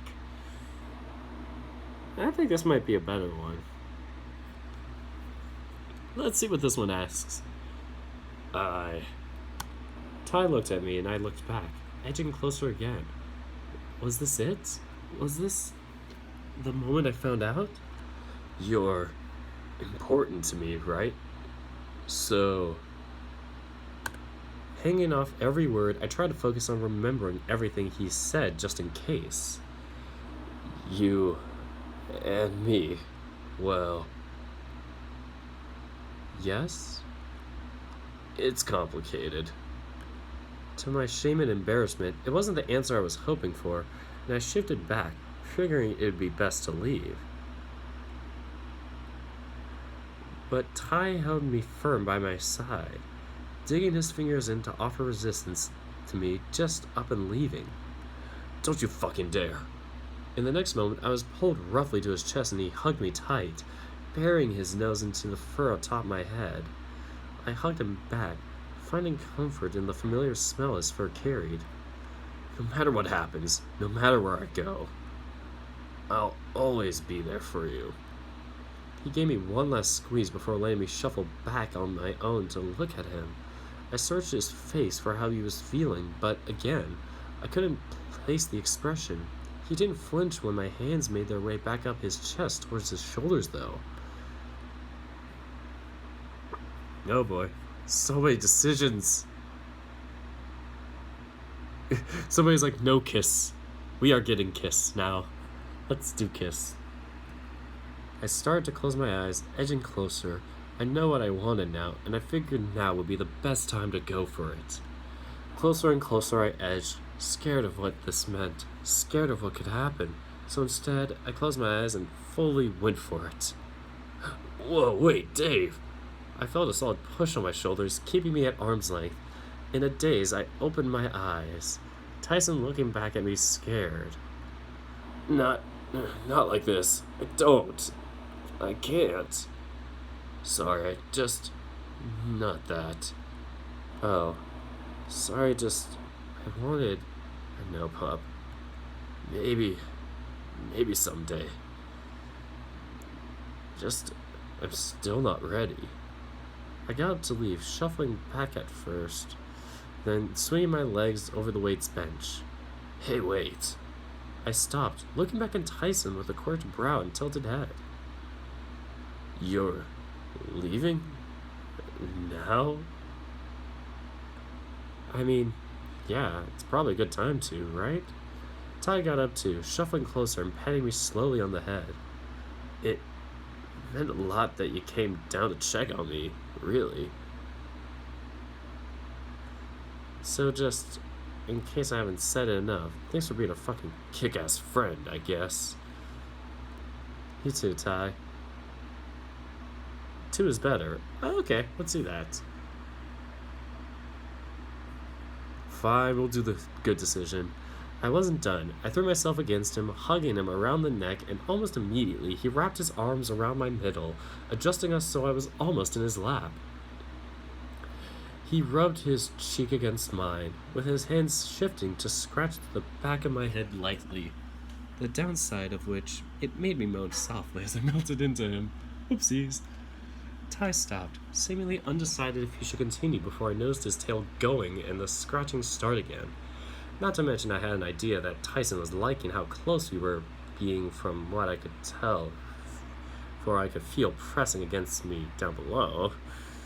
I didn't want to ruin the moment, though, and I left it ignored, just in case. This was nice enough for now, just being close. The worries of the previous conversation now seemingly gone entirely. Ty sighed out and let me go, shuffling back there so there was some distance between us again, looking elsewhere. I looked down, skirting over the noticeable bulge in his pants to his hand, which I took carefully and gave it a squeeze. Thanks. Whew. I got up to leave, shuffling back first and then swinging my legs over the weights bench. Hey, wait. I stopped, looking back at Tyson with a corked brow and tilted head. You're leaving now? I mean, yeah, it's probably a good time to, right? Ty got up too, shuffling closer and patting me slowly on the head. It meant a lot that you came down to check on me, really. So in case I haven't said it enough, thanks for being a fucking kick-ass friend, I guess. You too, Ty.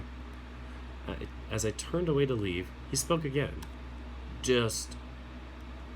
I haven't forgotten. I'm going to keep trying. That's all I ask, Ty. Alright, pup. I'll see you at dinner. Got some things I want to think about. Good things? Bad things? Wait, Grizz is cackling in voice chat. Oh my god. You're in voice chat with him? You're crazy. Oh boy. He's got to say it to my face. Oh, kidding. So, just things. Well, I'll be around if you need me. Hold on, I'm doing sit-ups in my chair because it has one of those backs that, like, bends with you when you fall back. It's really cool. 1, 2, 3. Anyway, Ty sent me off with a nod and I wandered back into the basement, to the password machine. My eyes settled on the door to the vault. I was curious. Something was drawing me to the room, to the door beyond and the keypad next to it. The first few steps were slow, but soon I was walking over there with purpose, closing the door behind me with a sigh. Oh shoot, what's the password? Loneliness, maybe?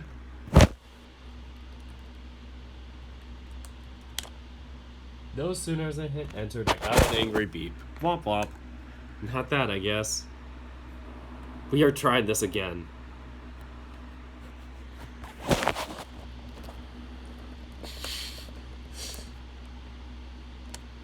No sooner as I hit enter, I got an angry beep. And I shook my head.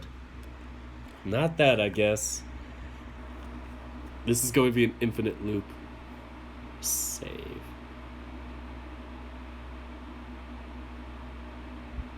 Hold on. So let me just save here. But this time it's day 7. Return. Oh boy, suffering time. We go with that. No sinners, I hit enter, I got an angry beep. Okay, not that. So we're gonna see the bad ending. Cause nobody tell it, nobody spoil it.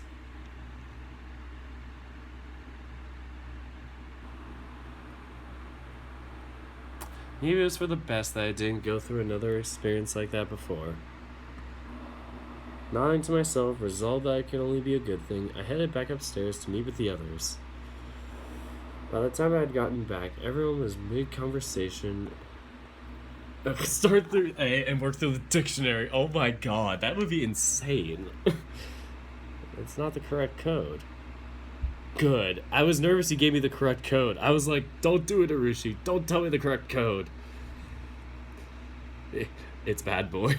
By the time I'd gotten back, everyone else was mid-conversation about something. Not even when... Even what... Wait. Everyone else was mid-conversation about something, not even pausing when I reappeared. Looking around at everyone else at the table, I sighed. Everyone accounted for. Everyone alive. Still, I'm getting paranoid as hell. Something bothered me. Was I becoming a nervous wreck? Was I expecting the worst just because it already happened once? Before I could continue my train of thought, the smell of freshly fried chicken was wafting from the kitchen. My eyes widened, eyes darting towards the kitchen as I wiped the small amount of drool from the corner of my mouth. Chicken was for sure a weakness of mine. Eggs too. Or maybe it was just anything battered and fried bringing back happy memories. Not that I liked my eggs deep fried. Just give me a good hard-boiled egg and I was happy. That or scrambled eggs first thing on a lazy weekend morning.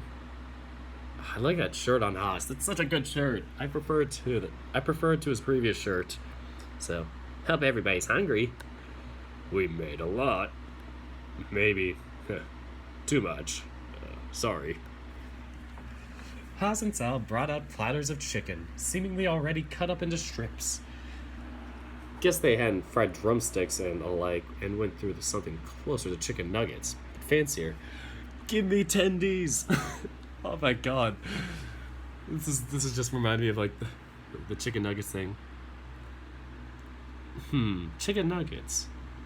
Tyson chicken nuggets. Tyson. Coincidence? I think not. Tyson's like freaked out. He's like, I'm eating my own people. I looked at Tyson and Orlando. Tyson's eyes were bulging and he was visibly drooling. He liked fried chicken as much as I did, and he rarely got it. Orlando, I don't know how he was feeling. Maybe a combination of surprise and fear? It was a hard expression to place. That is a lot of chicken. Not that I mind, but did we have anything else to go with it, or just chicken? Yeah, what Orlando said. Vegetables? Rice? Sauce, even? Who has rice with chicken nuggets? You dummy? Fries count as vegetables, right? It's a starch, you dummy. Let me just roast each of you one at a time. So, but pumpkin. We carved a whole pumpkin today. Why aren't we using that? Does pumpkin even go with fried chicken? Why not? But yeah, we got any sauce to go with this? Depends. Hot sauce? Barbecue? Your sauce? I'd do either. But Ty, the last time... Yeah, I remember the last time. Should I be concerned? Nope. So long as we have water on standby, we should be alright. Good night, Oscar. Great seeing you.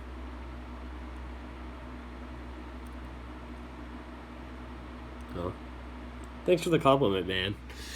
I've kind of been in a rut with this, and I'm not too sure how much more I'm going to be doing for my channel, especially if work picks up. I finally got one job to give me an interview. Hoping that one works out, but it's not my first choice.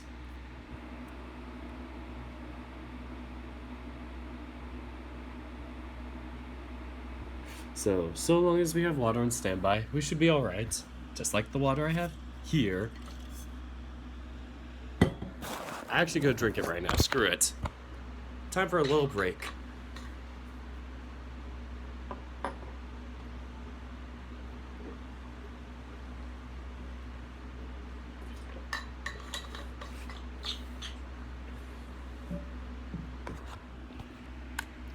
Let's see what happens. Dinner was great.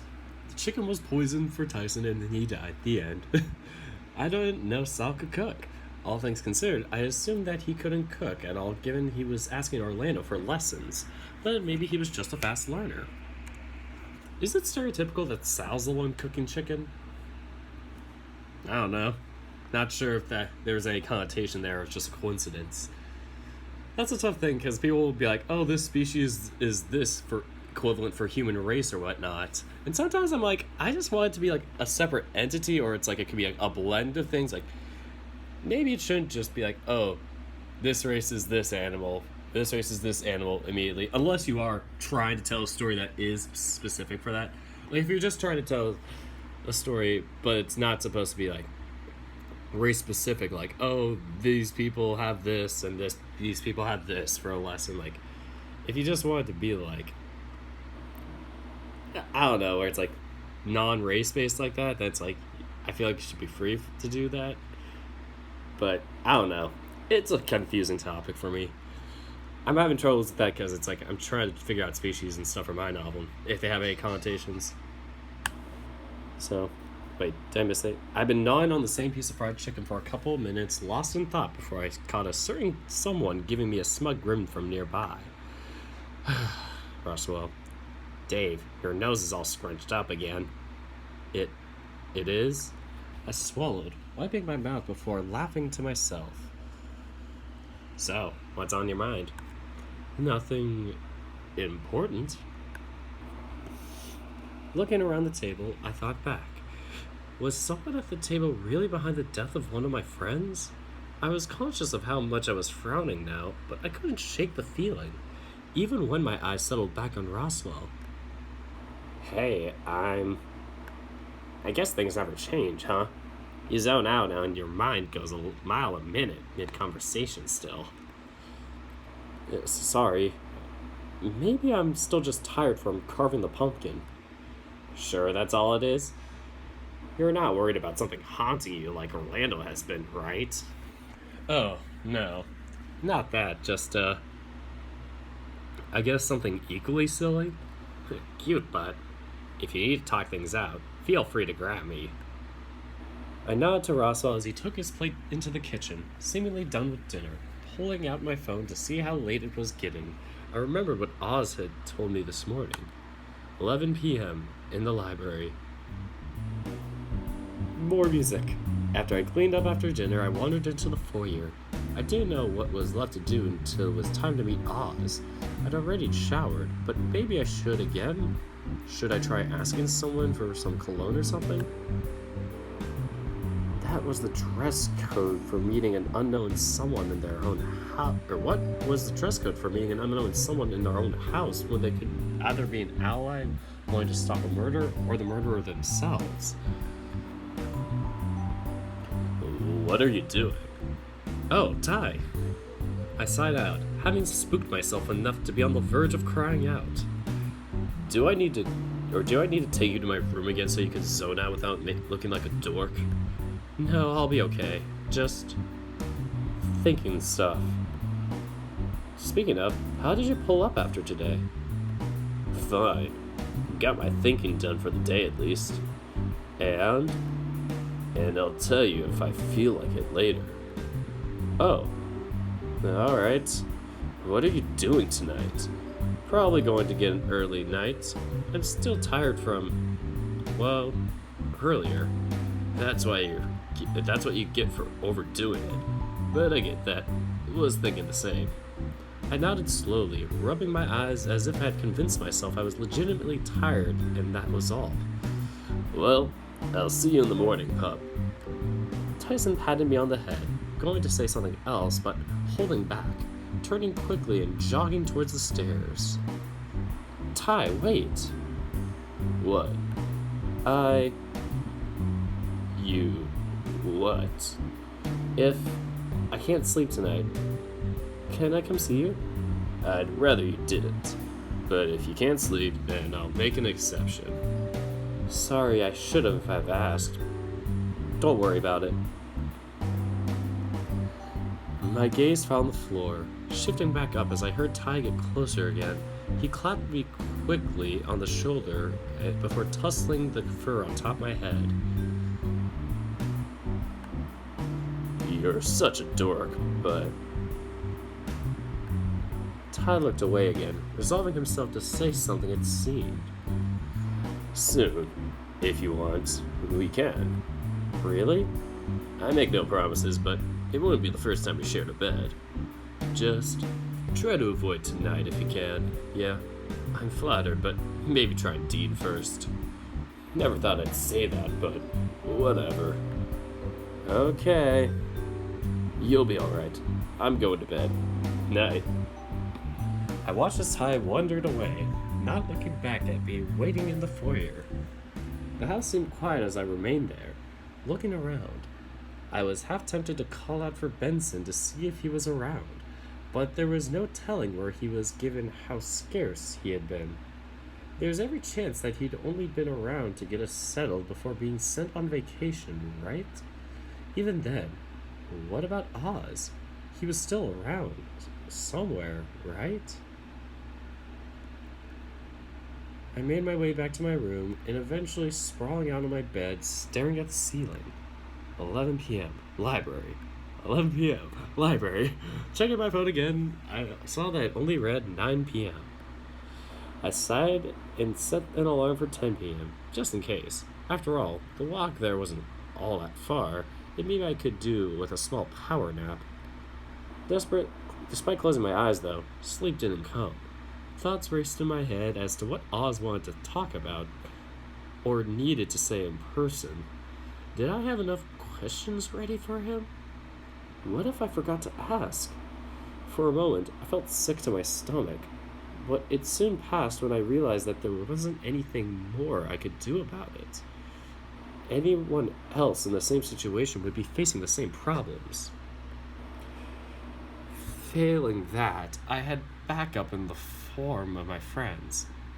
I could run or call for help, and someone would come running, right? Before I knew it, my alarm went off. I wasn't sure if I fell asleep proper or I had just zoned out again, but I got up all the same. The house was dark and quiet, or quiet enough that I could hear the background noise of something. I'd heard the same thing before, but I couldn't quite place when and where. The library. I stepped into the museum, looking around before checking my phone. I was early, it seemed, by a good 40 minutes. I reached for my flashlight, but realized soon after I hadn't brought it, opting instead to use the light on my phone to look around. Nothing seemed out of the ordinary, and I was most certainly the only one here. I did a lap of the room, looking at the various things to tick down the time. It all seemed unthreatening, shy of a suit of armor with a literal sword on display. Still, the blade seemed dulled and bolted in place, so for the most part, it was harmless. I settled on a spot on the floor, sitting cross-legged while I looked around with my phone, shining the light on whatever I could feasibly reach. Minutes ticked down until I heard a sound from somewhere nearby. My eyes darted to my phone and my heart sank upon seeing there was still half an hour left before the designated meeting time. It was getting later, and the lack of sleep was catching up to me. I told myself that I'd just rest my eyes and must have fallen asleep proper. Oh, jeez, until I heard something. I scribbled for my phone and saw the time. Midnight. Shit. Fuck. I'd somehow missed the meeting despite being in the room it was meant to take place in. My phone was dying, and then probably died the moment after, having been on seemingly for the whole time I was asleep. Groggily, I got to my feet, half disappointed, half annoyed that whatever meeting Oz had agreed to hadn't come to eventuate. I plugged my phone into charge and collapsed soon after. Day 8. Oh boy. Not again! This can't be good. Dave, wake up, please! It was sudden, and I was being shaken by the shoulders by Orlando, who had tears streaming down his face. Hey, Orlando, what's wrong? Something bad happened. My mind began to race, trying to place what could have happened. I immediately feared the worst, but pushed it back down in hopes that I was still just tired after the day before. It's okay, just tell me what happened. Orlando's breathing was all over the place, but he nodded to try and bring himself under control. I got up this morning. I couldn't sleep, and I went to the dining room, and his crying started up again, and I took the chance to see just how early it was. Early enough that even Sal wouldn't be up this early. Explained why it was still so dark, though. It was well before dawn. But did I just unplug something? No, I don't think I did. Okay. Should I go see what's in the dining room?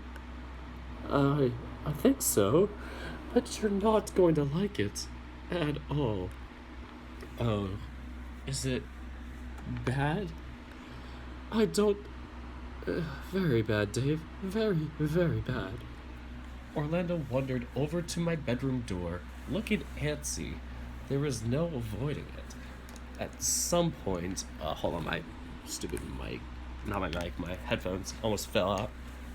At some point, I was going to have to go to the dining room, and for whatever reason, Orlando had decided to come and grab me instead of anyone else.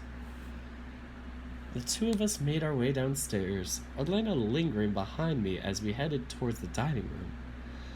Just before the door, I reached out the handle, shooting the dragon next to me one last look. Oh boy. With a quick nod from him to indicate something, I faced the door again, gulping. Whatever had set Orlando off like this wasn't going to be pretty. Oh boy. Alright. I opened the door and took a step forward, with Orlando lingering by the entrance. Apparently whatever had happened spooked him enough that he didn't want to get closer than necessary. It didn't take long before I could smell it, though. The overbearing scent of iron and the faintest whiff of gunpowder. Jesus, I froze my heart, catching it in my chest. Somehow I was able to get closer, taking it step by step. Nothing prepared me for what I saw when I rounded the edge of the table closest to the kitchen. Whether the tablecloth of something was the cause of how, I didn't see it from the entrance. Didn't know. But the moment I saw it, I yelled, anguished and confused. Benson, no! Why did you do this to yourself? Why did Benson shoot himself? My eyes were glued to the scene before me, on the floor. I heard Orlando scurry off while I took in everything before me. He'd been so scarce the past few days. It was almost as if he'd literally disappeared. For him to show up here like this was almost a grim reminder that whoever had done this hadn't forgotten he was around. My eyes settled on the gun in his hand, and I began to breathe hard and fast. I backed up until I was against the wall, still staring, hyper-focused on the body before me. Was it better that this wasn't one of my friends, or worse because the chances of them being the culprit had skyrocketed? Rip. We all pissed off he dead. The butler did it. The butler killed himself. End of story. I could hear the others pile in, catching Orlando asking someone else what they should do in the case of someone committing suicide. I think it was Haas that was trying to calmly explain what he could, despite the tones of panic in his voice too. Dean and Tyson were eyeing each other off, having both rushed over to me to make sure I was okay. I fucking knew it. Before I could ask further, Tyson made a break for it, diving for Benson's body, hand reaching out for the gun on the floor. Dean must have feared the worst, following suit. Oh God, don't you dare start shooting each other. This is an interesting CG. Very interesting position. I didn't think Dean's shirt would be that big on him. Ugh, I knew I couldn't trust you, Bear. Stashing a gun so you couldn't fucking kill someone with it. Me? Rich coming from you, mutt. Only one packing heat here would be you, and I'll be damned if you think you can do this to someone else too. My eyes were glued to the gun in their hands, then reaching fist over fist to have control over it. Shakily, my hands made for my head and gripped what fur I could tight. No one else seemed to be saying anything. I know if I wanted to, but I was so scared. I was paralyzed in fear. They bickered back and forth, the gun waving wildly, but above between them until it slipped from their grasp, and both got shot. The end. I watched it fall almost in slow motion. The only sound I could make was my own breathing until everything else was broken by the single sound of it misfiring. Who gets killed? Who gets killed? My breath had caught in my chest, and as my hands scrambled over my body, expecting to feel a patch of wetness or a hole, or even a burning sensation, I let out a sigh of relief. I looked to the others, a smile starting to form, but it died soon after. No! This is a tragic anime ending. No! Not Orlando. No! Oh my god. This can't be. The mouth hung open, head shaking gently from side to side, denying what I had just seen. Orlando was in shock, as was Sal, who was hurriedly trying to do something about the wound in the dragon's chest. My mind began to swim, having been thrown over for a loop multiple times in quick succession. Sal, I don't feel so good. Oh, come on. Did you have to use that line? Fuck, they had to use that stupid line.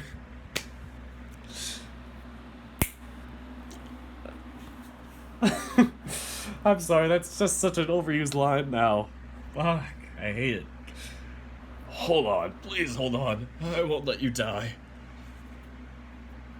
This is the death of a bachelor. Haas was running out of the room and into the foyer. I don't know why. Dean and Tyson were still at each other's throats, but I couldn't hear what they were saying. Sal was tending to Orlando, trying to stop his bleeding with what little he had to work with.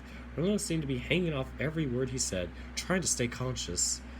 Then there was Rosso, who had wandered on over, seemingly in the same state as me, stopping just before Benson's body and looking down upon it. You should have shot Roswell. I pushed myself off the wall to stand, wandering over to Roswell. It was you the whole time. This doesn't make sense. It was almost like a mantra with how he seemed to repeat the line over and over, trying to piece together why. That's what a person who did it would say. Looking at Benson's body, I could only agree. Something was off about it. Something that seemed so obvious, but was just barely out of reach. But,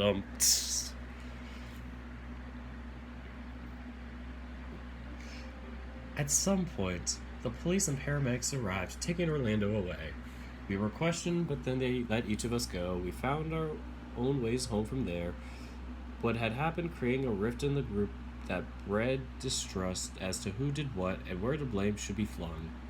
I blamed myself and my inability to do things under control, or keep things under control. Thankfully, no one else did. A week later, I was at the hospital with flowers. Dean helped me pick some out, and with some careful planning, I was able to find a time to come visit when Orlando's family wasn't around. Utterly out of reach. Come on. Come on. Various dragons in suits. See, I don't know why. It's like, I get a different image in my head when I hear various dragons in suits. Seemed to loiter around the place, and there was an air of oppression that lingered in the areas they were stationed. You mean oppression by the 1%? Hey! Kid. So, Sal had given me the room number he was in. So thankfully I knew where to go and could make a beeline there instead of having to stop by reception. Funnily enough, never knew it was a word, despite the state of things outside the room, Orlando was sitting in the chair by the window, enjoying some sun while he played on a handheld gaming device. Can't say it because we'll get sued. Wait. Okay, good, he's wearing pants. I was like, is he wearing pants? you, just seeing him alive and well set my mind at ease. I'd assumed that he'd be in bed, unconscious or something. But no, there he was, as if nothing had happened, shy of the bandages wrapped around his front. Yeah, he just only got shot in the heart. No biggie. Hey, Orlando. How are you feeling? Oh, Dave. It's good to see you. I set the flowers down on a table nearby and wandered over to take the other chair next to Orlando. Doing okay. The doctors reckon that I got really lucky. Was the wound bad?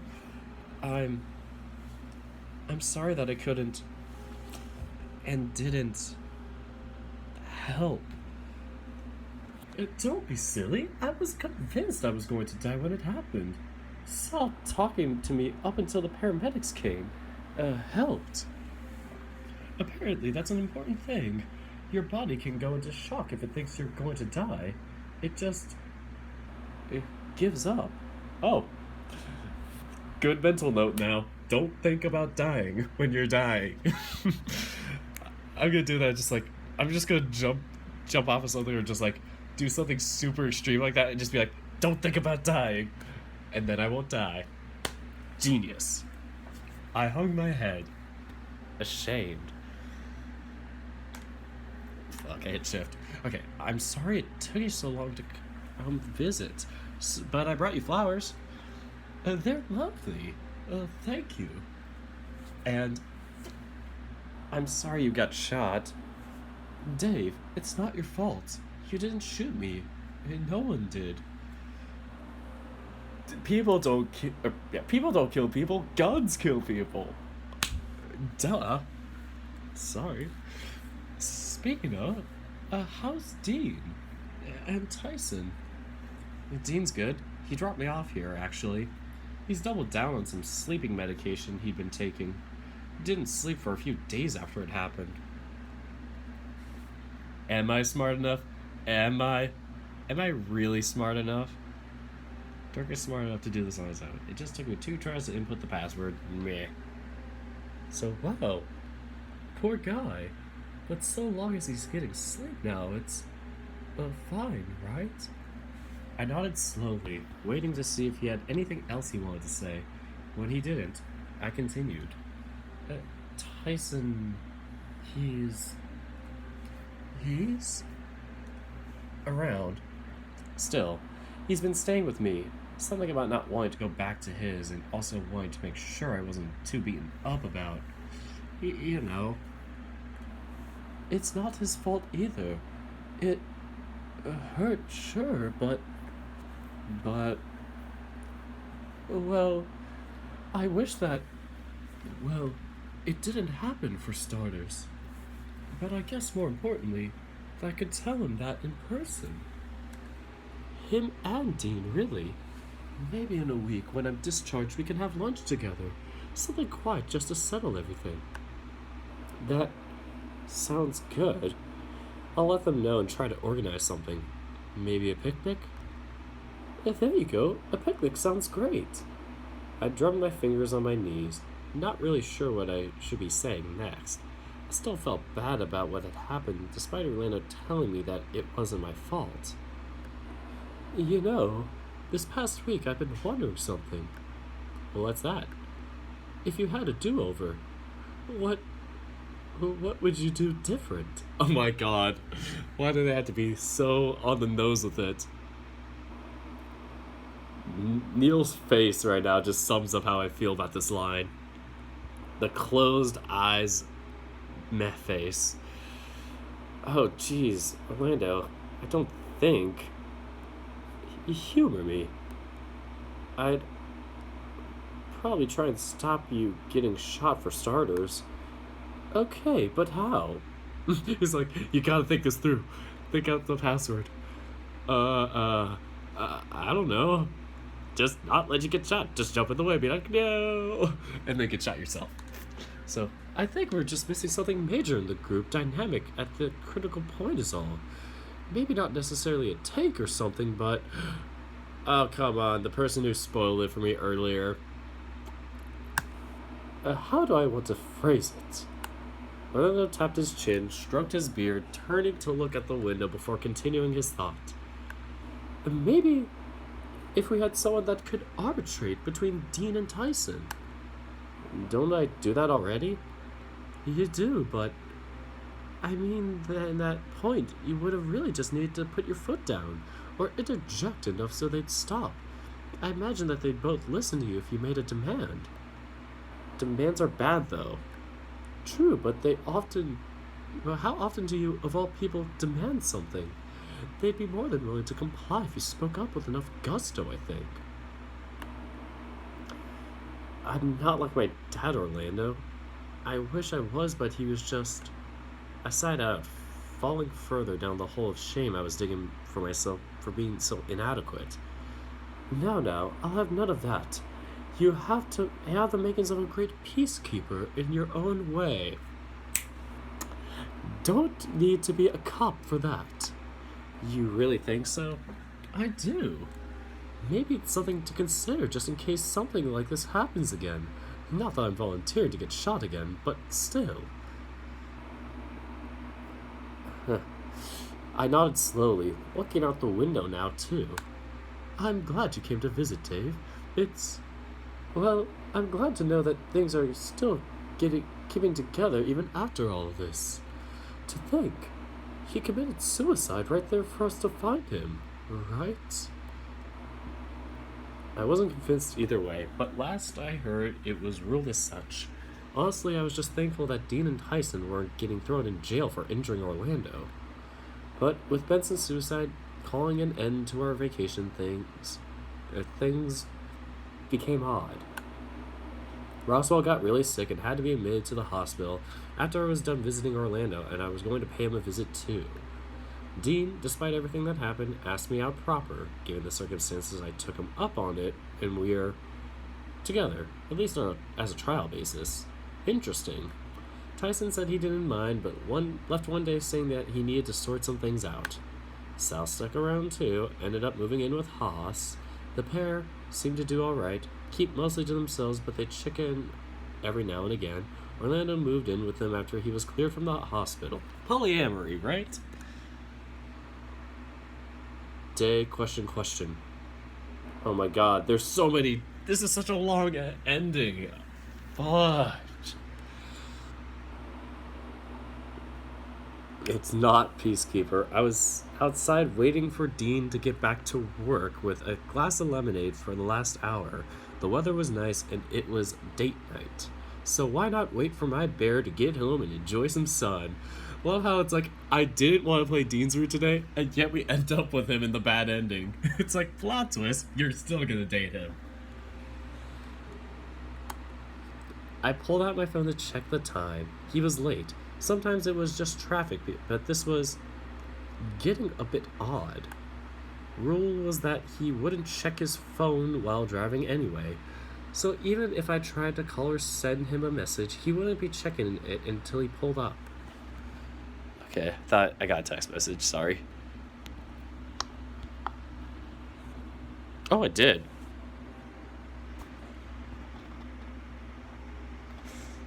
Oh, okay. It's just the other guys. I think the other guys went and I missed out. Tragic. As I was about to put it away, mid-sigh it went off in my head, causing me to jump and spill some of my lemonade on my shirt. Cold. Setting the glass down and brushing off what moisture I could before it could seep into the fabric, I looked at who was calling. I didn't recognize the number, so I ignored it under the assumption that if it was important, they'd leave a message. Such a millennial thing to do now.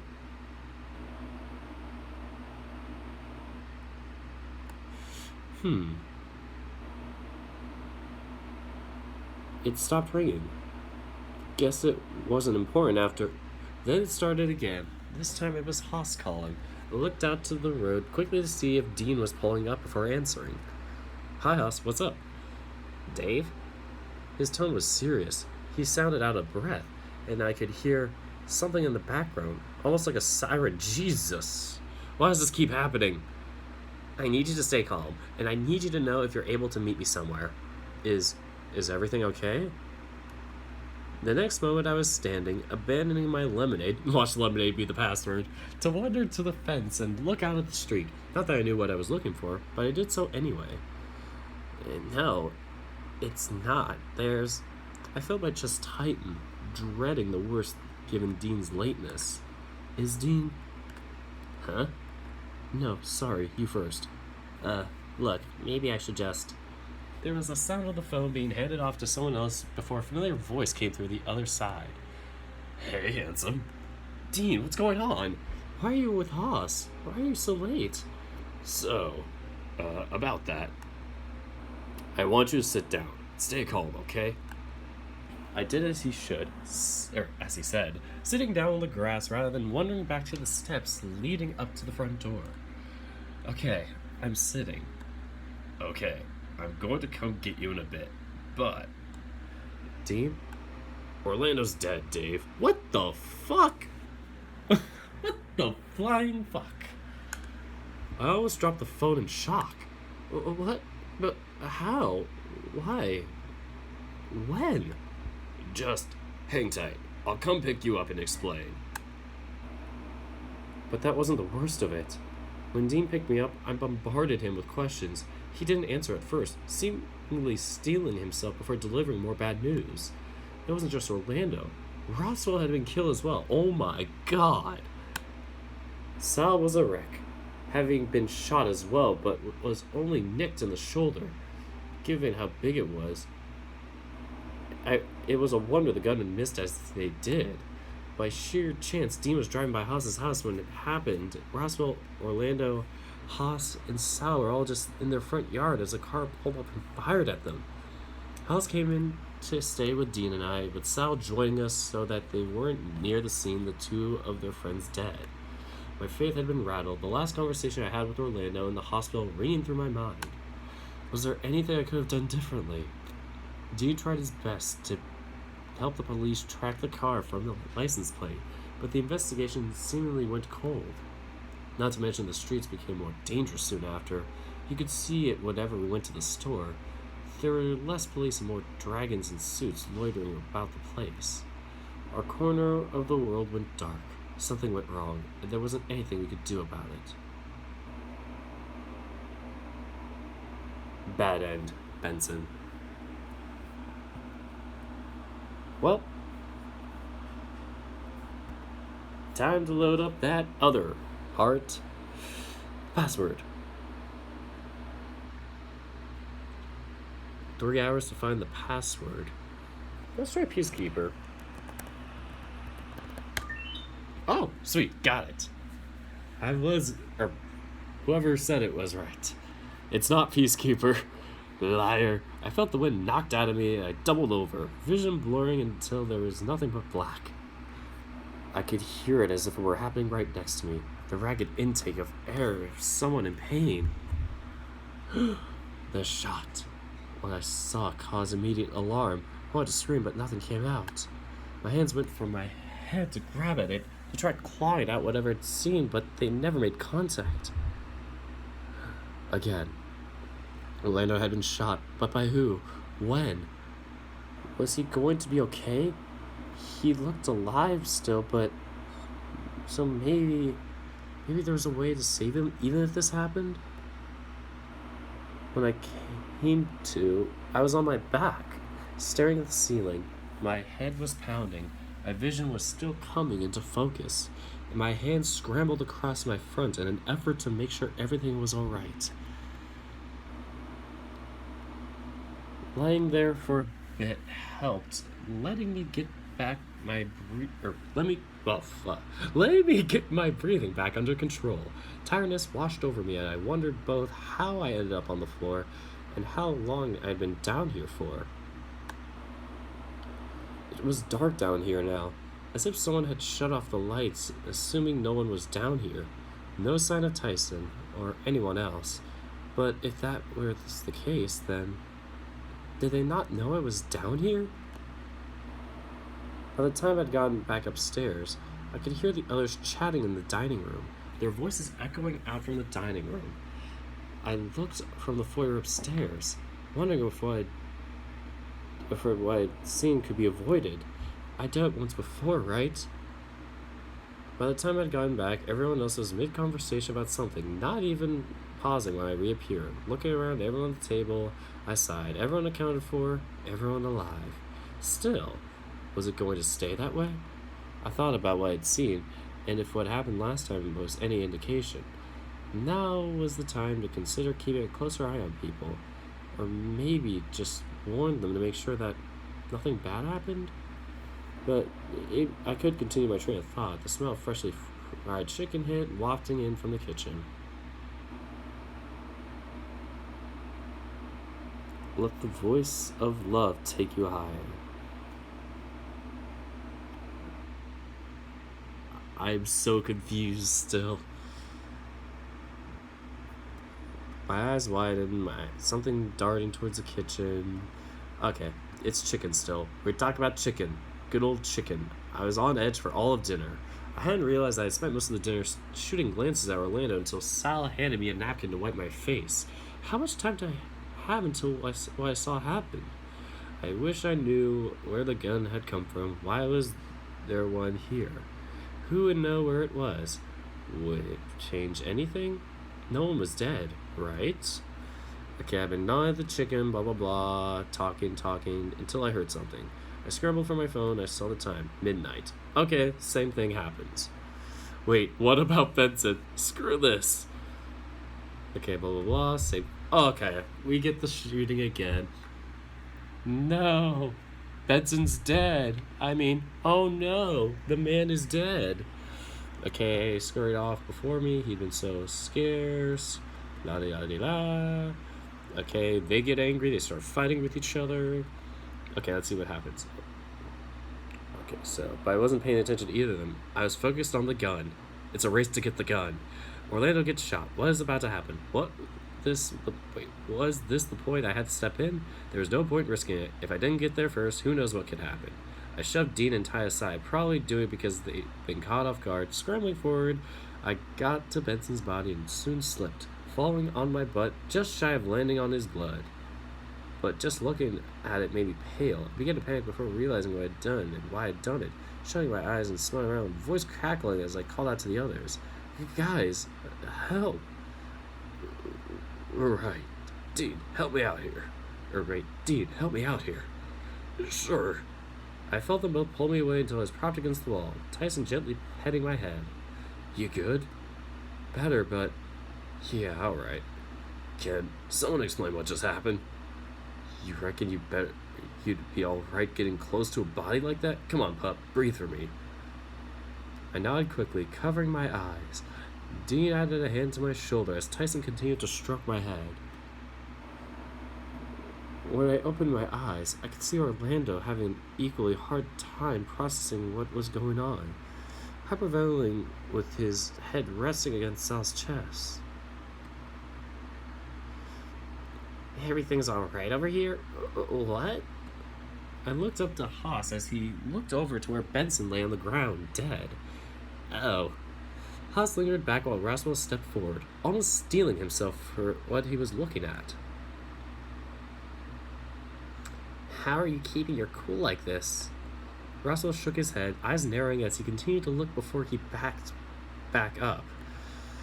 Okay, we have a problem. You're kidding, right? Well, we have a dead person, and it wasn't the butler. Well, yes, technically, but screw that. Roswell, he's fucking dead. I hadn't heard Roswell swear before, or Haas swear before. Typically, he tried to keep that sort of stuff. Well, I can see that, Haas. But the problem we have is much bigger than that. Much bigger. I got up, bracing myself against Tyson, who was lingering nearby. Roswell, what's the problem? Sal wandered over, guiding Orlando over too by the hand until we were all standing somewhat in a circle. There are 3 passwords and only one is... Jesus! What? Okay, that's an intense type of scenario. This was murder. But he shot himself, didn't he? Dave, if you hadn't, it's not suicide. You noticed? I did. Okay, everyone, one of us killed Benson.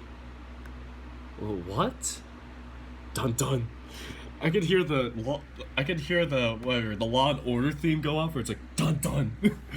Whenever he said that, it's like one of us killed him. Dun dun. Anyway, we looked around at each other, sizing each other up. Even Tyson, who I had been supporting myself against, had taken a step back to give me some space. Are you sure? 3 hours to find it? Why do you guys keep saying 3 hours to find it? Oh, you say that's how long it took you. I'm like, you only have 3 hours to find the password, else they all die. I'm like, oh no. Sorry. Anyway, I can confirm that. Not only that, someone's messed with the crime scene. Wait, what? How? Why? I don't... It's the wound, right? Well, maybe? That wound. Think about it. Think about the hand he's holding the gun in. And, you know, right? Oh, damn, you're right. Is that what you noticed? Or is that what you noticed, Dean? I did. What I noticed? That gun. Way too powerful to cause a wound like that. He'd have blown it out a lot more of his head off using something like that. Not just that, but reckon he could have used a gun that big given his size. I felt my stomach lurch, and I had to support myself on my knees without falling over. So one of us is the killer. Kill Benson? And then change the crime scene. What I don't get is why. What do you mean? If Benson used the gun to kill himself, you wouldn't want to change the crime scene at all, would you? Oh, right. That's fair. It's like Russell's like, shoot, I fucked up. So if it's murder, why not still use the same gun? Why change guns? It's like, I hadn't thought of that. Whoopsies. Wop wop. I hadn't thought of that. We all just turned to Russell and we're just like, the fuck you just say? I look at the gun again, then immediately to Sal, who seemed to be the only one big enough to handle something like that. Oh my god, big enough. Just thinking about that song with the cowboys and all that shit. With how he was still rubbing Orlando's back, it was hard to throw an accusation that way. Next up was Dean, who I guess could have also handled a gun like that. He caught me looking at him and looked away just as quickly as he noticed, frowning. So, that's it. One of us is a murderer. The compliment hung in the air before I realized that maybe there was another option. The moment I started speaking, all eyes were on me. I had a choice to make. I had no proof and no evidence of the fact. But there was potentially one other person in this house that we hadn't considered. One person that we hadn't seen, and that, as far as I was aware, only Benson and I knew about. It was Oz. Ooh, we got a choice. Well, let me say first. I'm thinking about that meme where it's like the guy's like laughing, where it's like, and they just like starts wheezing or whatever. Oh my god, I can't do it here because I just get noise complaints straight up. Would this be ending 2 and 3 then? That are bad? Reveal Oz. I breathed in once more, putting on my best brave face, believing that there was someone else that could have done it. If they did, it meant that all my friends were innocent, something I could throw my weight behind as far as what I wanted to believe. There's someone else in the house that could have done it. Someone else? But, Dave, we're all here. Who else could there possibly be? Someone else? Another butler? A maid? But we haven't seen anyone else like that, have we? I sure as hell haven't. I looked to Haas, who seemed to have his phone out, poised to dial a number but holding off to listen. No one here did it, right? I'll believe you if you tell me. I just want to hear you say it. In turn, each of us said that we didn't do it, almost vowing to one another that we were innocent. After Orlando had gotten last, finishing off the claims of innocence, I nodded. Then, if none of us did it, it could only be Oz. Oz? Like the wizard? You must be on crack or something. What? No. Let's back up a little bit here. There's actually another person here. That'd make 9 people in the mansion, right? But we haven't seen anyone else, right? It seemed unlikely that Oz would kill his own butler, especially after claiming that he was going to be more of an ally, but who else could it be? Who? Ken. Ken. Who is it? The fuck, Dave? Why do you keep this from us? I don't know. Well, who is he? Or who is he then? He's the one that owns the house, I think. How do you not know that? You must have spoken to them or to Benson about this person, right? We spoke, sure, but... When? Where? In my room. Night before last. Seriously? You're going to invite others to your room? Oh, come on. Shut it, Bear. Pup, you better start talking. Oh no, we fucked up. So I recounted to the group that as to what had happened, how I used the vault, and then spoken to via radio planted in my room to someone claiming to be Oz.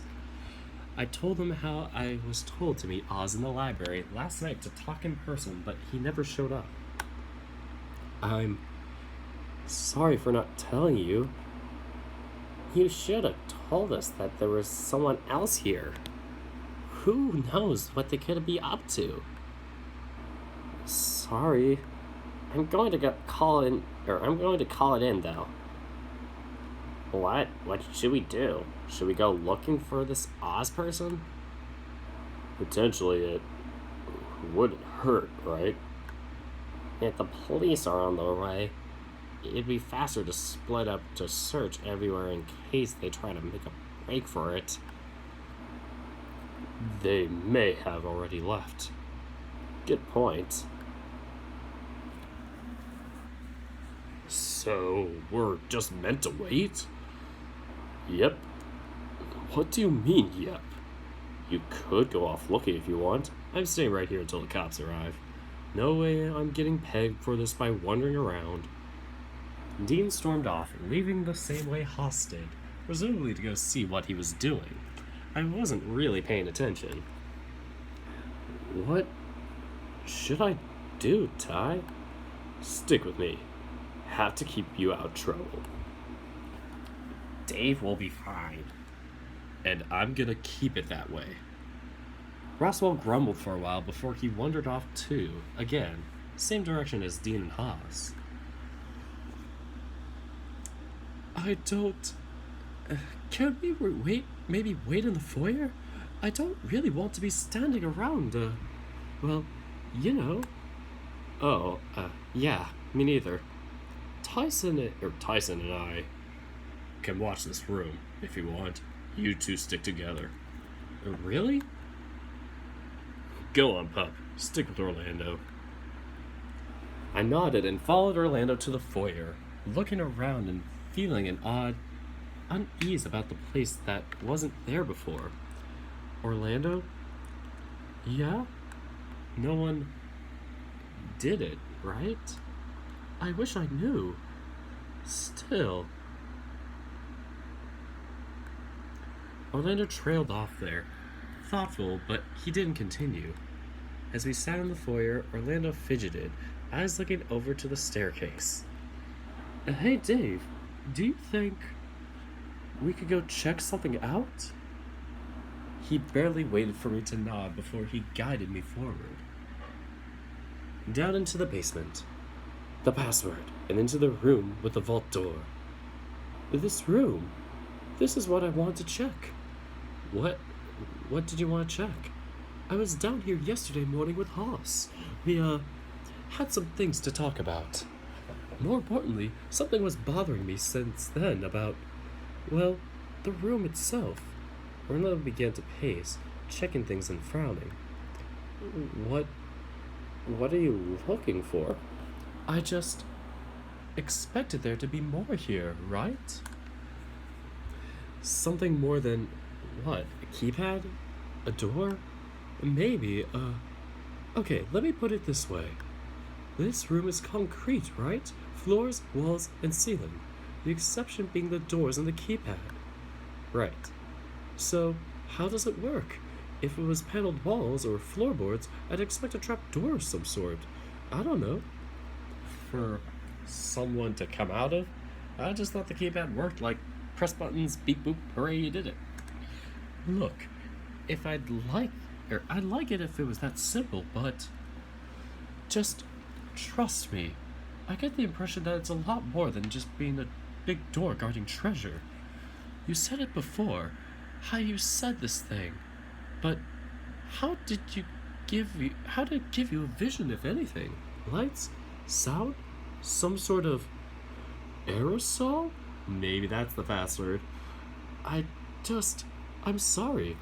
I'm probably being silly, but I just need to check it out one last time before the police arrive.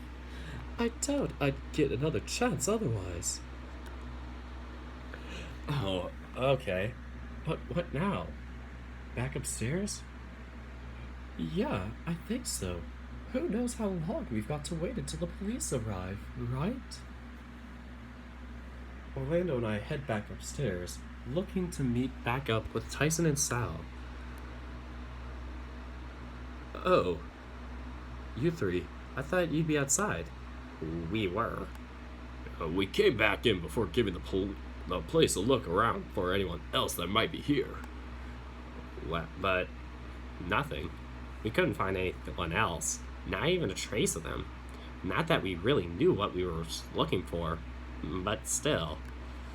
Oh, well, okay. What were you two doing downstairs? Just checking out the vault, seeing if there was anything that might be a clue or just anything, really. And? Nothing. Sorry. Huh. Well, I did have a question for you, Dave. What's that? This Ozfell you spoke about. It occurred to me when we were looking around that it could have just been one of us, right? What? The realization hit me suddenly with how Oz spoke. I just assumed that it was some extra person rather than some one of my friends. But that would mean that they own this place, right? Or was able to lie about a bunch of things that made no sense. But then there was the thing installed in my room. Let's say Oz is the owner of this house and Benson was their butler, right? Right. Well, one option is he killed his own butler and tried to implicate us. Another option is that one of us did it and tried to peg it on someone else. Wait, I don't think I like what you're insinuating. If this Oz person was Benson's boss, who's to say they wouldn't want revenge on the person that did it? But that's if he didn't do it himself, though, right? I'm sorry, Dave, but there's no sign of this person you can claim to have spoken to at all. No trace, no sign, nothing. So let me rephrase this question. Are you Oz, Dave? Wait, me? Who, me? Yes, you. Get into my car. Well, all things considered, the only one that knew about this person was you, right? If you wanted, I'm sure you could have spun a yarn about some ninth person here as a cover. But why would I kill Benson? That would be... Betrayal? Betrayal of the highest order. What? Why? Okay. I looked back to Orlando, who had until this point stayed quiet, having moved to massage my shoulders in an attempt to keep me under control. I didn't. There's no evidence pointing to you that did it. Not that I can tell anyway. So I think you're in the clear. But why kill Benson? Was he going to kill one of us? Was he guilty of something? It's hard to say, but I get the impression that this was an act of betrayal. He seemed so nice and just... Roswell finished his thought off with a sigh. I guess there's nothing else we can do. The police will be here soon, but I think we're done. Done? Done. Done. Eventually, the cops came and questioned us all. It was odd, though, no one was taken away, and we were allowed to go home with little fuss. It was only a day later that I heard from Dean that we were all in the clear and that they had ruled Benson's death as a suicide. Not that that went down with him, Haas, or Roswell. A week later, I was just sitting outside when I saw Roswell wandering down the street. Seemed like he was on his way to visit, as even upon waving him down, he made a beeline to my front gate. Hello, Dave. Hey. It had been a tense couple of days, especially with Haas moving back home and talks of others moving away too. You doing okay? Didn't expect you over otherwise. I would have... I love how Kira's like, who's dead? Everyone's just like, who the fuck do you think it is? Russell shook his head, sighing. No, I wanted to just swing by before I go do something is all. Do something? Anything fun? My attempts to be chipper fell on deaf ears apparently, as he just shook his head and kept his eyes elsewhere. Benson's death. If it was a suicide, there's nothing we could have done, right? I guess not. You're not about to say you still think it was a murder, do you? It was a murder? I'm sorry, I love that line. Anyway, of course I am. The evidence was there. But the police said... I know what the police said. I know that they decided and I disagree. That's why I'm going back to the mansion to find out if I can do anything, any investigating on my own. But that's trespassing. Oh no, don't do that. I'd just be like, bye, Roswell, peace. And then just watch him go. Hey, we were allowed there for the month. Besides, I could just say I forgot something. It's not that big of a deal. Grizz wants to know what Dirk thinks the password is, if he has any thoughts. I think it's aerosol. Fuck, this better be how you spell aerosol.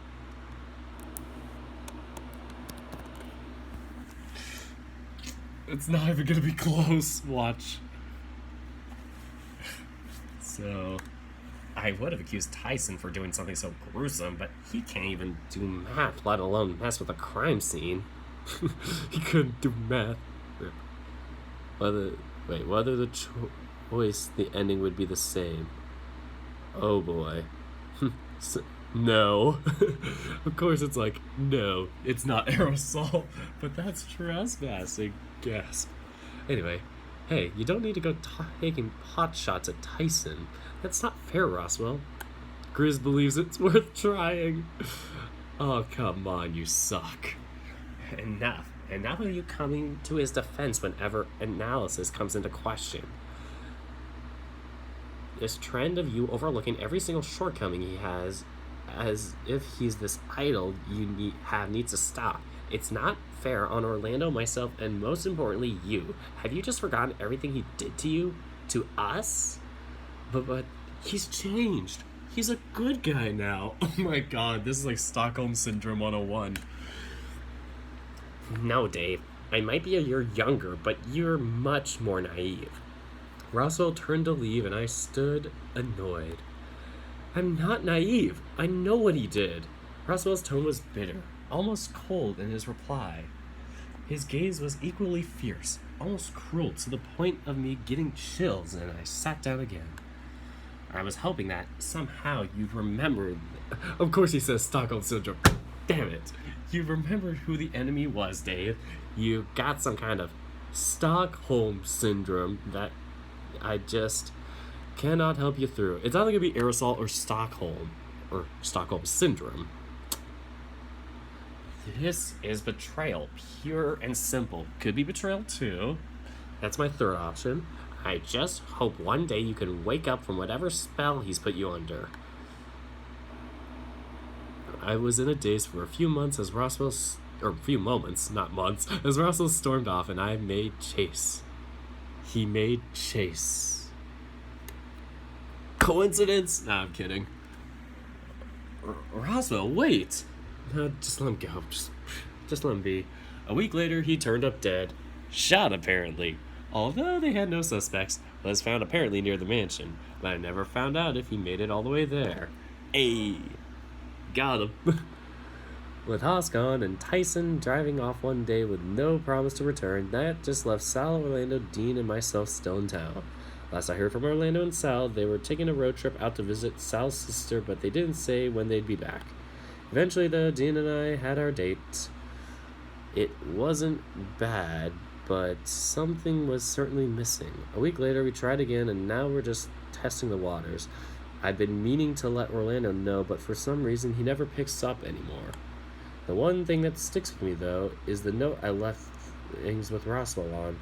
I wish I could have said or done something to have anything's better. Instead, I just had this last sentiment as to what I have to remember our friendship by. Benson is chase confirmed. Oh my god, that would be hilarious. At least, hopefully, things can start getting better now.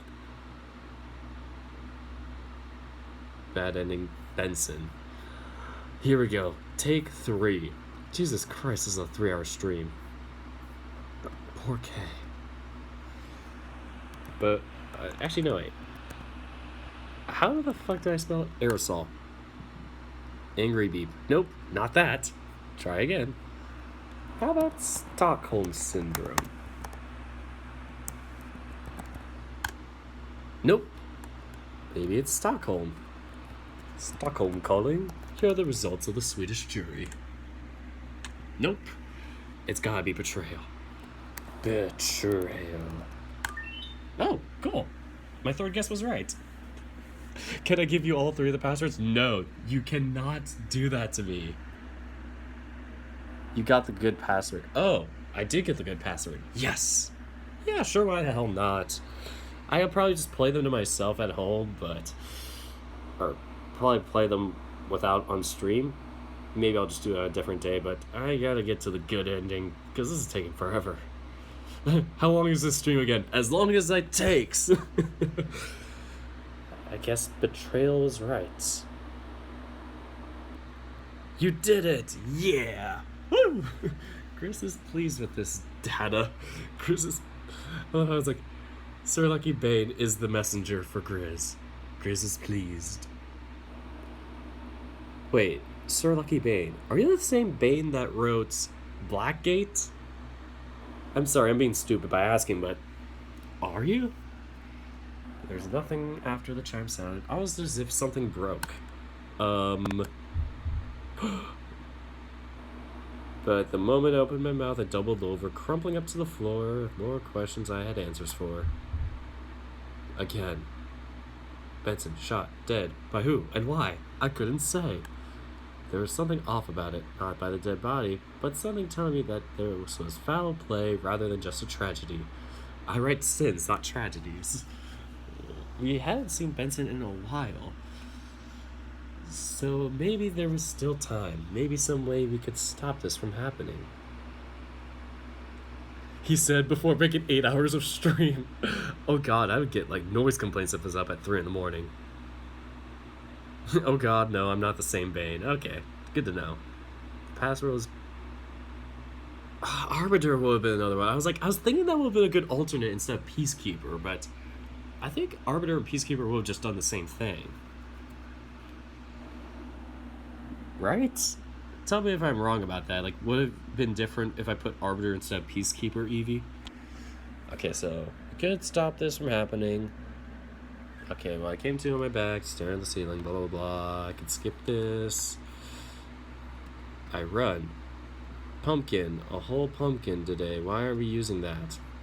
Something was bothering me. I zoned out long enough for Tyson to lob a fry at my face to catch my attention. He ready to throw another one at me, just in case I hadn't given him some attention. That needy whore. Before he quirked his brow. He'd picked up on what was wrong, and there was no point hiding it any longer. Hey, guys? Has anyone seen Benson recently? Sorry, can't say I have. Why? Anyone else? Around the table I looked, shaking their head in turn. I gulped, thinking back to what I'd seen in the vault. If no one had seen Benson, that meant he was still alive. Right?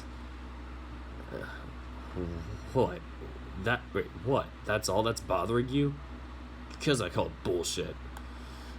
That's the reason you decide to throw food around? Maybe you're just tired, Dave. We did have a pretty full day today. No, not that. I opened the vault and the words were out of my mouth before I realized it. Reflexively, I clamped my muzzle shut with both my hands, looking down at the table. You opened the vault? You opened the vault? I felt my ears droop as I nodded slowly, keeping my eyes trained on a crumb that I had noticed that had fallen off my plate. Alright, who's dying this time? Excuse me? Dying? No one's dead. What do you mean this time? I looked at Ty, leading him with the best puppy dog eyes I could manage. Not that it usually worked, and even now was earning me a disapproving frown.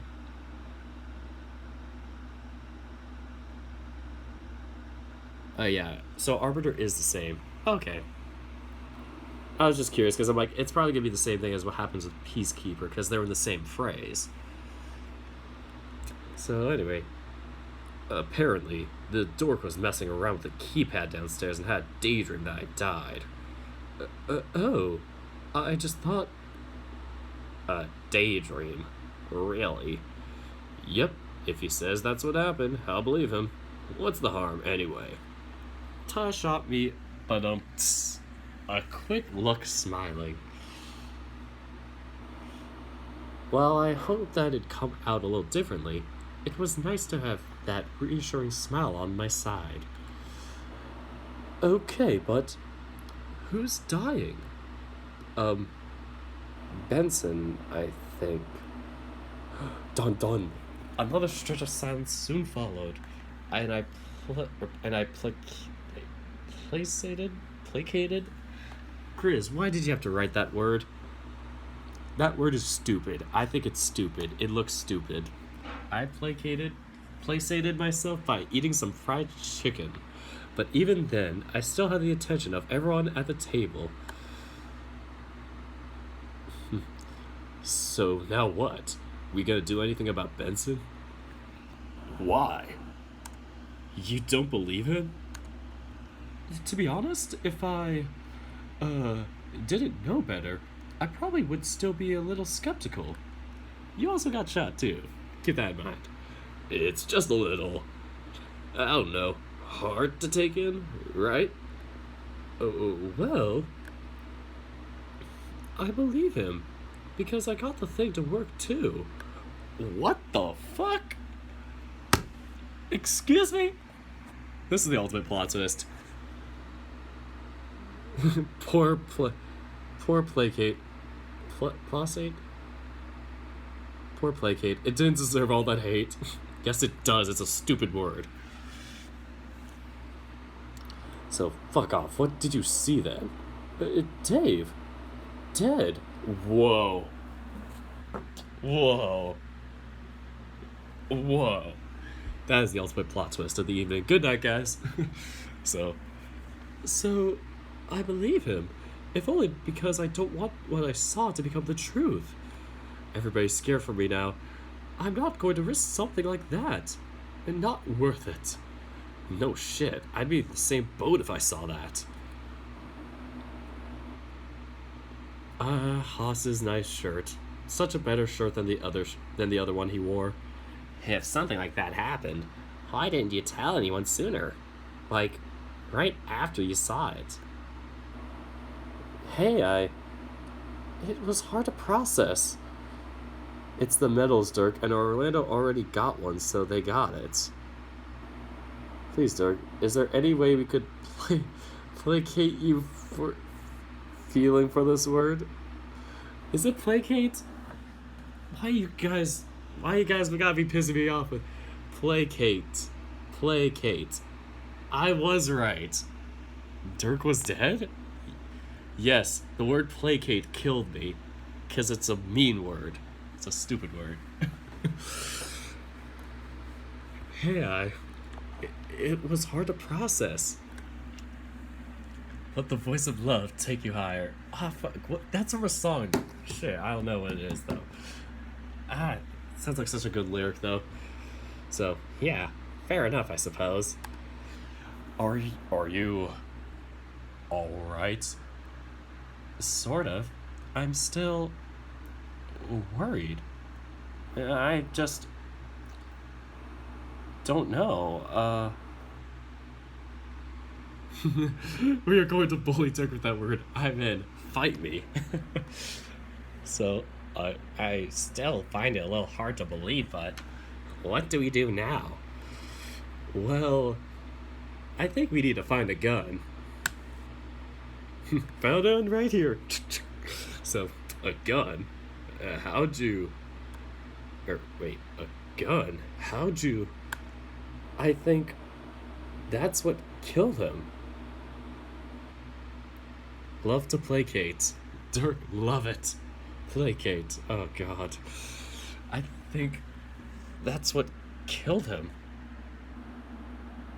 Someone tell Dirk to send me footage. I sent you footage, Cetus, a week ago, god damn it. Oh, fuck, I forgot to tell you that I sent it. I'm an idiot. Cetus, what the fuck are you doing here? What the flying fuck are you doing here? Oh, God. I thought you didn't play Password. So, do you want me to send you Tennessee footage too? Because I can give you stuff to do, man. I feel bad that I did tell you. I thought you had checked your emails. I guess I need to be more alert on telling you in Discord. Whoopsies! Sorry guys, the Dash Drive Episode 8 outtakes are kind of on delay because of me. So, anyway. Well, that's all well and good, but you have a problem.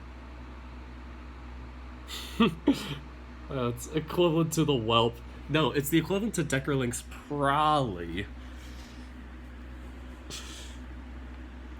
Grizzly said you were streaming.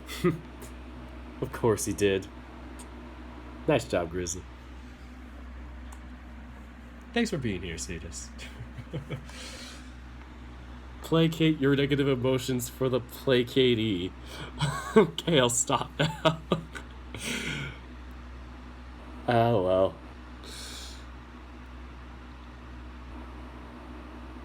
I don't even know what the word means at this point.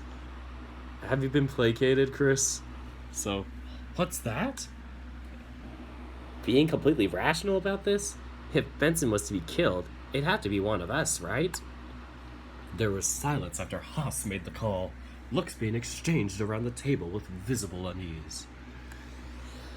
And if it's true, now we've given the culprit a chance to stash the murder weapon, right? Not necessarily. Grizzly out here roasting y'all. Peace. Don't leave, Cetus, don't go.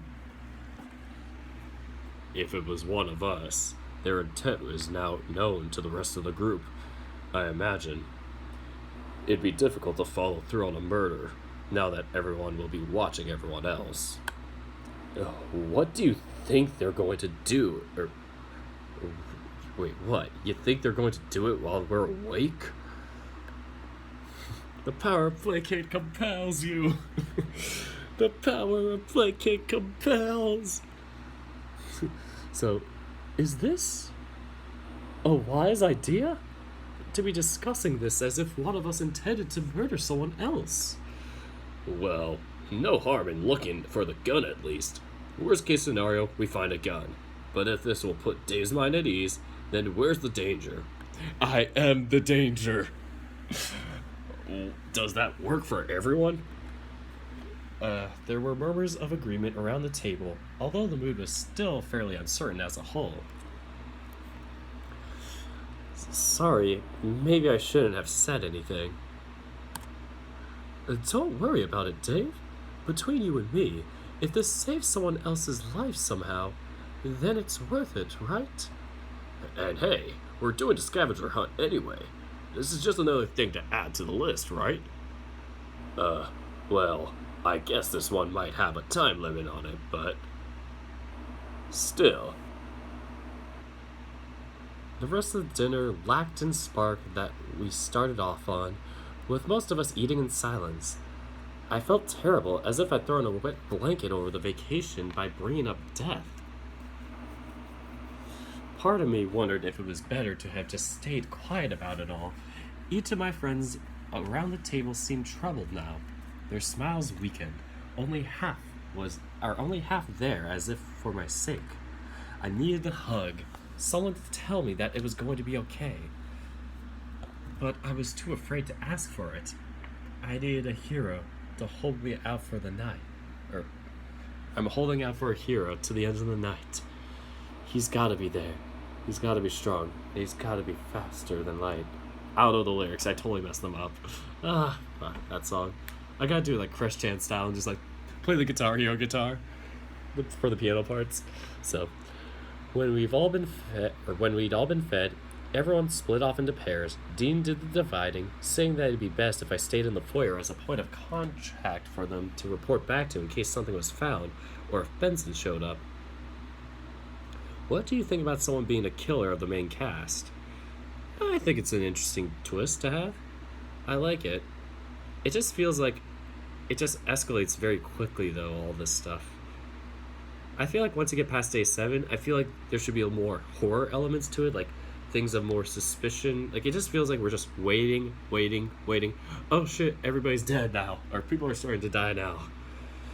That's just kind of my perspective of things. Like, it has a good build up. Like, you know, things in the beginning are like, okay, we're establishing things that are kind of suspicious, but there's nothing to really bat an eye to besides the vaults. I mean, yeah, sure, it's a good enough plot point, but there's nothing exceptional, I'd say. That's just my opinion for things. But I feel like as this goes on, we're going to kind of delve into more detail, and I think that this might be the turning point, just in my opinion. Make someone less angry. Oh my god. That's so ironic that I'm pissed off about that word. Placate does not make me less angry or hostile. If anything, it makes me more angry and hostile. So, we'd all been fed, everybody just blah blah blah. Okay, next line. To be honest, that suited me fine. At least that's what I told him. Sitting in the large entryway to the mansion gave me some time to think, although it was lonely. I wondered what the chances of this happening was like, really. Did mansions just scream murder mystery? Maybe we should have just gone to the beach and rented a beach house instead. Of course, we have to have a beach-related novel now. Somebody's gotta do it now. I wonder who.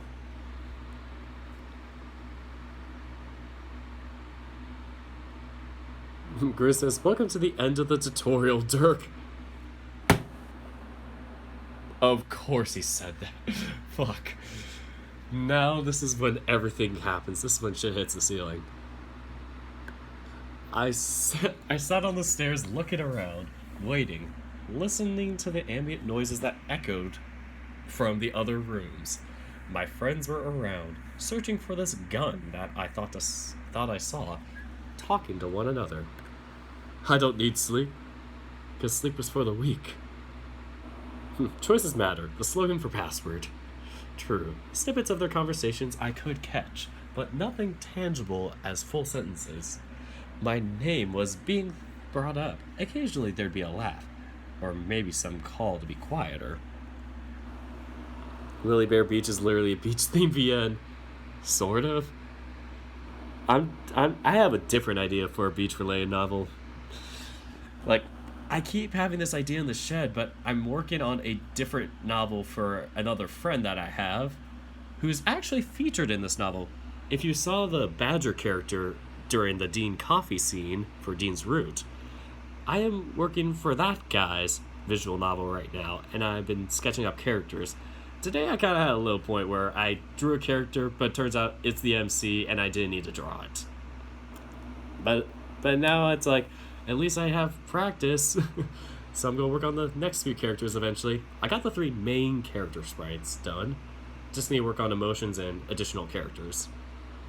So anyway, but back to the beach novel. I want to do that soon. It's kind of related to college and just young adult life. But it takes place near the beach. Has sports involved. It's going to be an interesting novel. I don't know how much I want to spoil, so lips are zipped about it. Back to the novel that I'm reading. I buried my face in my hands, trying to find something to comfort myself while I waited. The smell of freshly roasted coffee, the warmth of the morning sun, the softness of my pillow back home, all these things were nice, but not doing the trick. I needed something more. Someone more. Grizz must be constantly crackling like Vincent Price watching this stream. Of course he'd be. I'm just like tearing this thing apart. I breathed in through my nose and back out, trying to stay calm. Was it better or worse if a gun was found? On one hand, if we didn't find one, I could chalk it up to imagination and pretend that whatever I saw was just a bad thought. I could then just never go into that room again. Pretend that I never messed with it. On the other hand, if we did find it, what would we do with it? Should we keep it? Try and destroy it? Hide it somewhere else? Cry? Piss your pants, maybe? Maybe shit and come? Oh my god, I can't even do the serious Snape voice.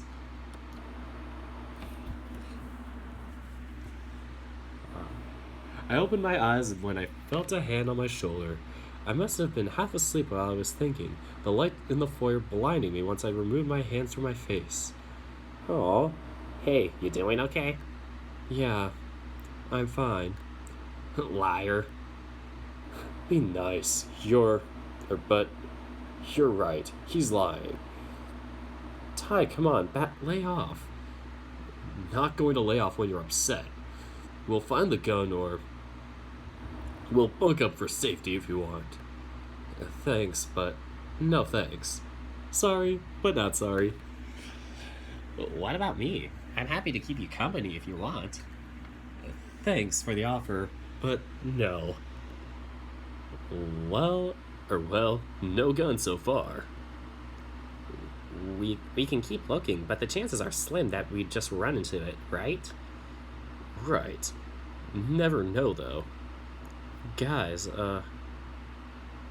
sorry. For what? Just this whole mess with the gun. I shouldn't have brought it up. But it's bothering you. Why wouldn't you tell us when something's wrong?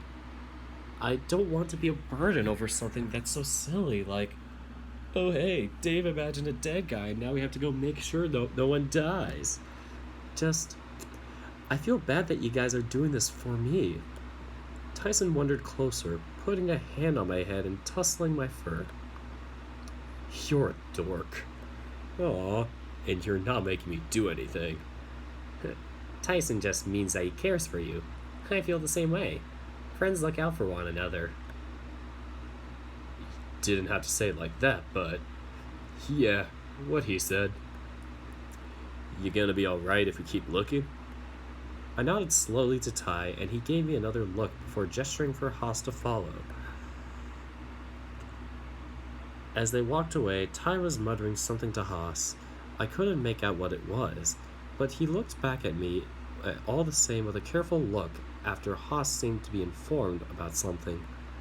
I returned the look, uncertain, but he nodded to me just as he disappeared into another room to keep searching.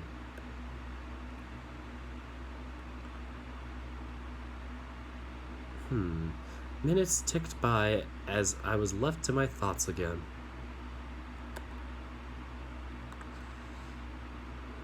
I had that meeting with Oz tonight at 11 p.m. Was it worth going still? Did he already know that Benson was, well, that I'd seen him in the vault? What would he say to that? What would Benson even say? You don't look very comfortable. I'm fine. You don't sound fine. I'm fine? Part of me wondered if it was just one of those things that I could convince myself of if I said it enough times. That magically I could trick myself into being more okay than I was at present. No gun so far. Sorry, Wolfstar. I'm trying to get through the good ending and then we'll be done. Night, man.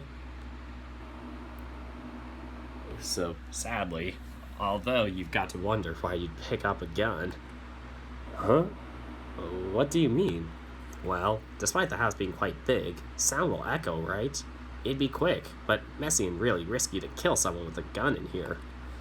In an odd way, that made me feel a bit better. The chances of someone being able to pull off something like that and not get caught were seeming a lot slimmer now. There's also motive.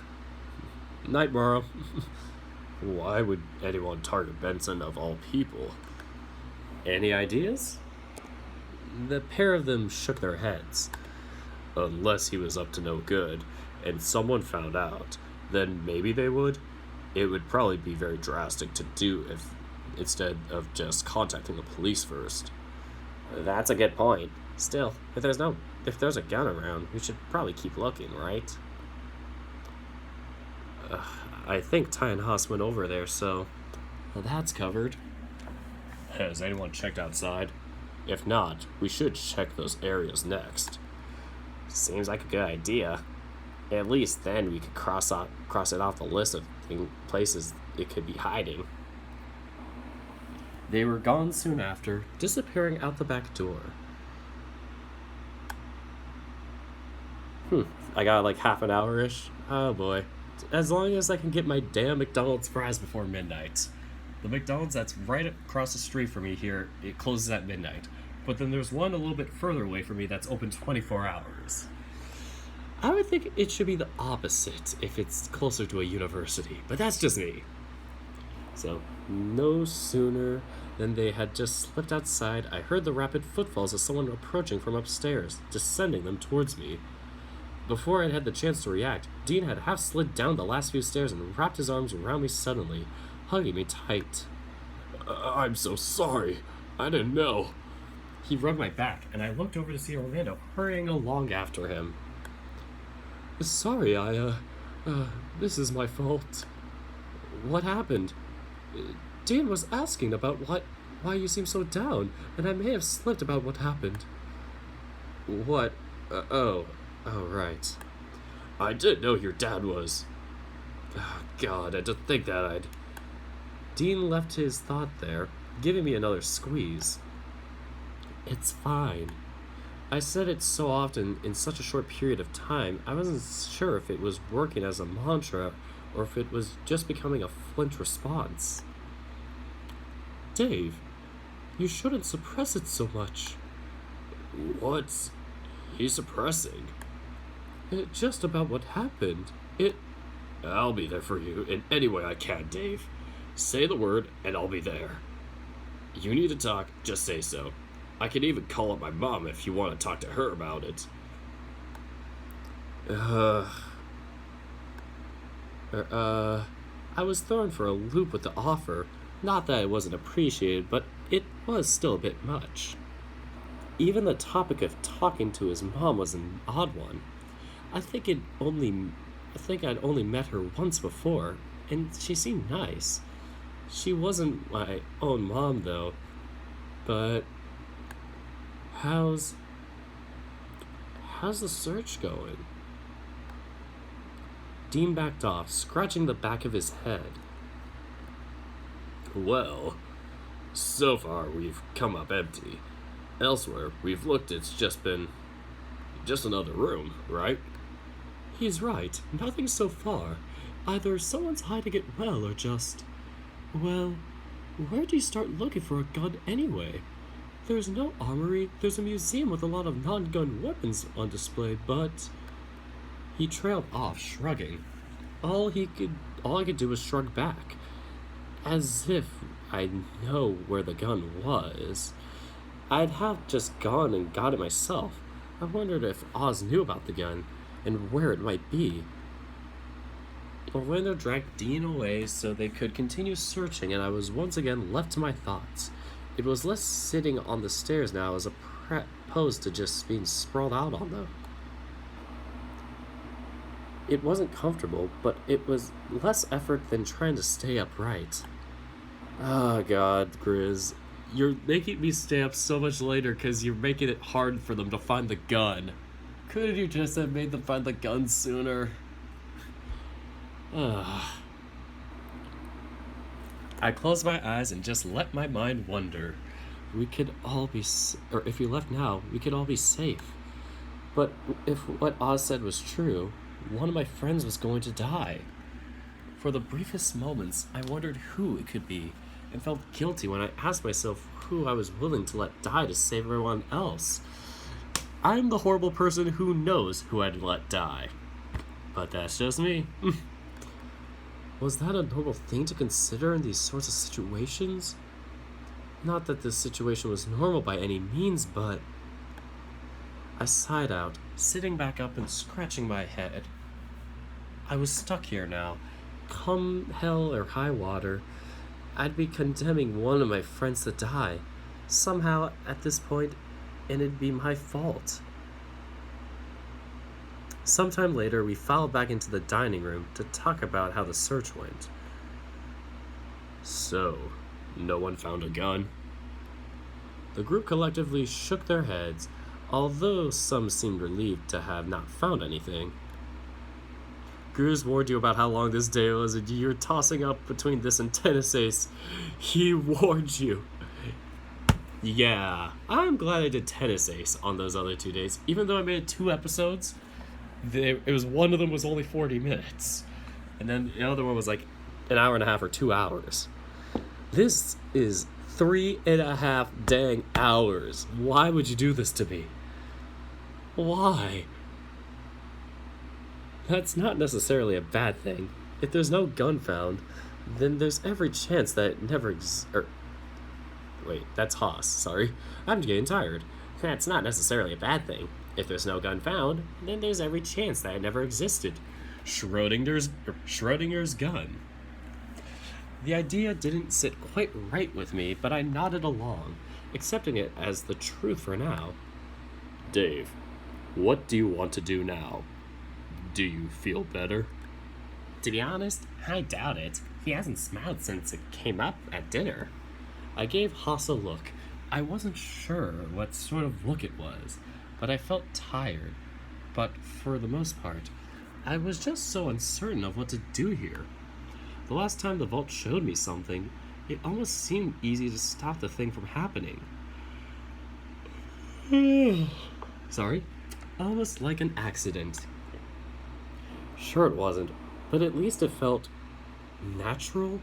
This, though, was just searching for a gun enough to make sure it didn't happen. I know what the plot twist is, and I've known it for the past 15 minutes.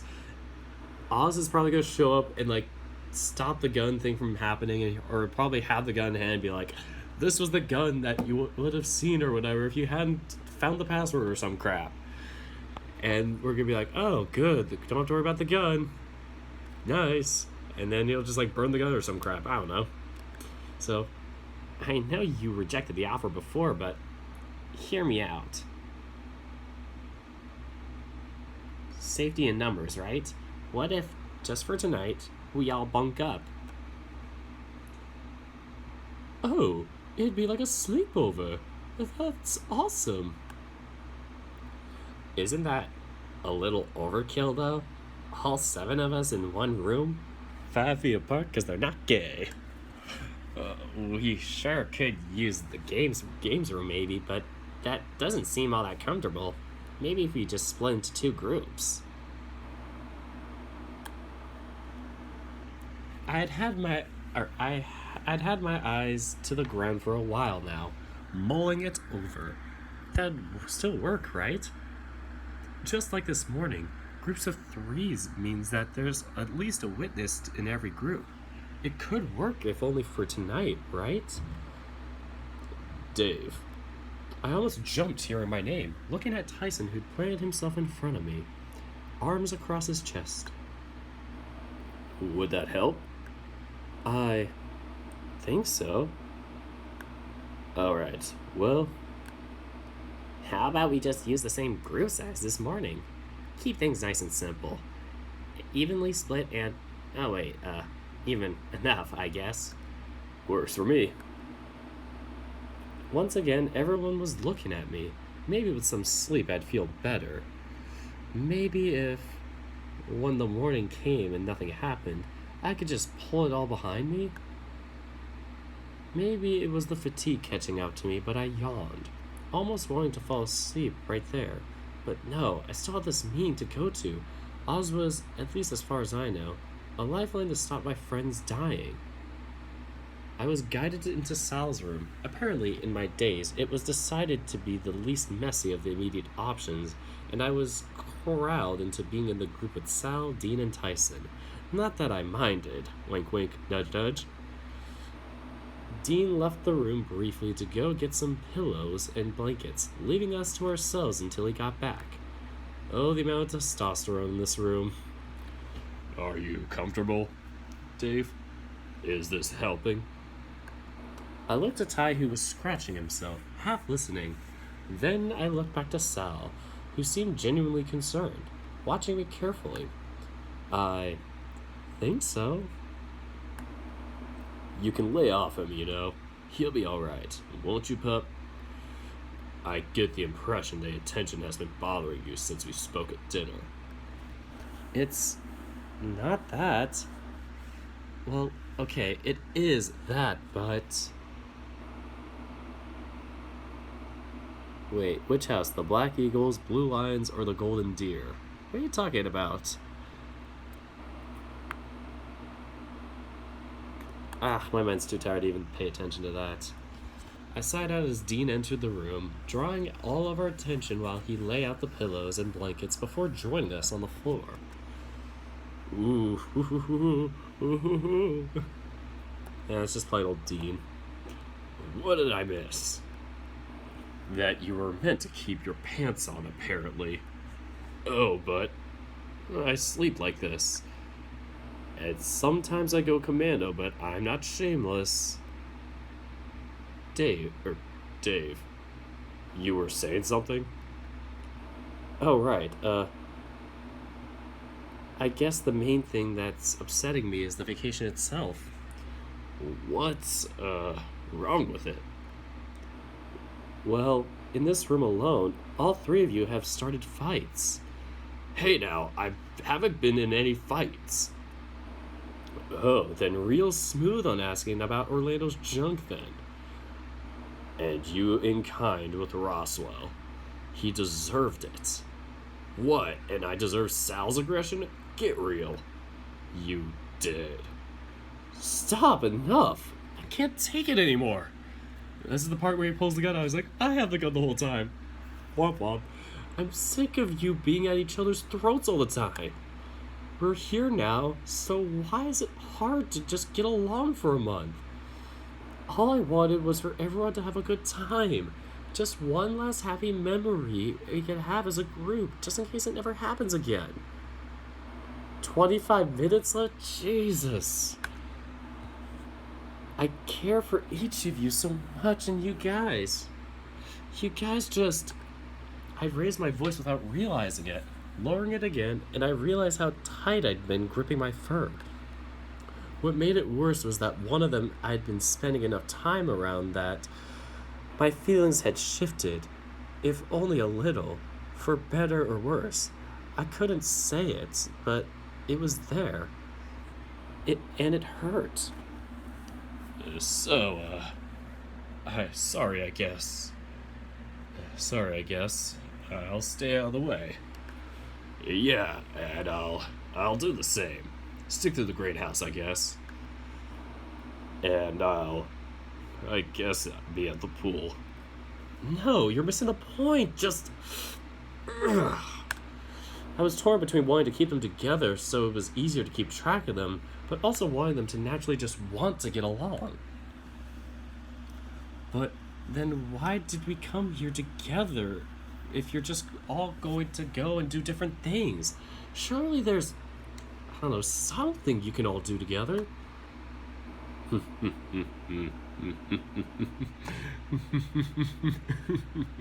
I'm sorry, my mind just went somewhere. It's 11:17 at night. Please help. They looked at one another briefly before turning back to me, all wearing that same baffled expression. Really, there's nothing. My heart sank a little bit. Not even anime? I looked at Ty, and he held my gaze.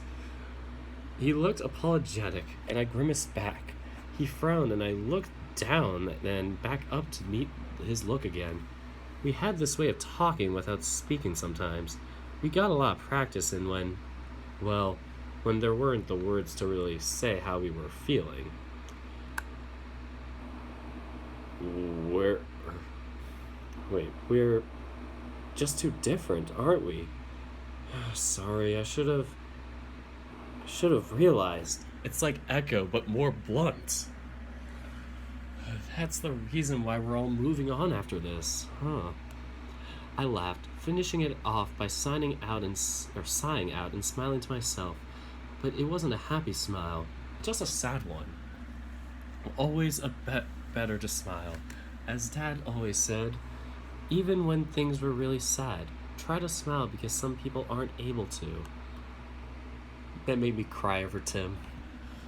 So, Tyson, what sort of things do you like? What? What? Yeah, bound to have something in common, right? Oh, right. Oh, wait, I did Sal's voice. Hold on, I'm being stupid. Oh, right. Well, guess I like to tinker on my car. That's about it. Oh my god, you sound like my brother. Fuck.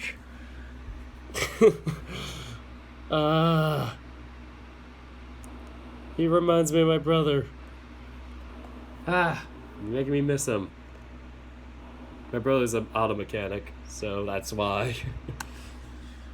So, that's it. No hobbies or, anything else? Ty, why don't you tell them about the other thing? Let me show you this cool trick. Oh, what other thing? Sal's is curious.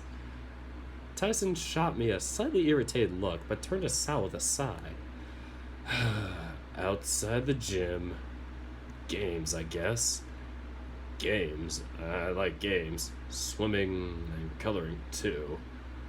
I like to color. It'd be fun. Make pictures colorful. I'm so stupid right now. I'm so tired. Help. Social link increase password. Team up to 4. So, coloring? Like, pictures? Is that bad? He has them stress books with that you color. Oh god. Not at all. Just... I guess no one else knew about that other than me? You may as well take all of Dave's books. He doesn't use them anymore. Hey, you try coloring in when most of the colors look the same. Oh god, he's colorblind. Womp womp. But not all colors, right? Well, yeah, that's fair. I haven't tried to color anything in years anyway.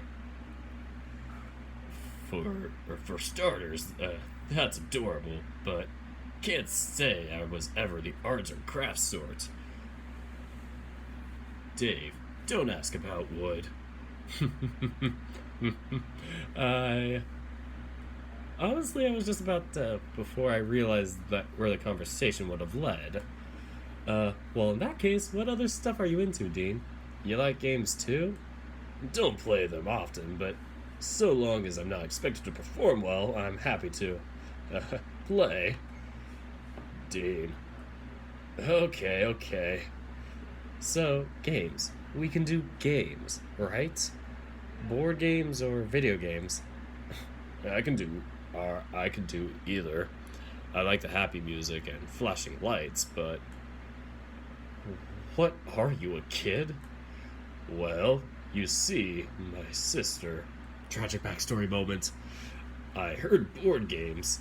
I'd be down for some board games. Arrange a game night for everyone? We could, maybe. 7 people seems like a lot for one game, though. That's the perfect amount. Do it for Monopoly.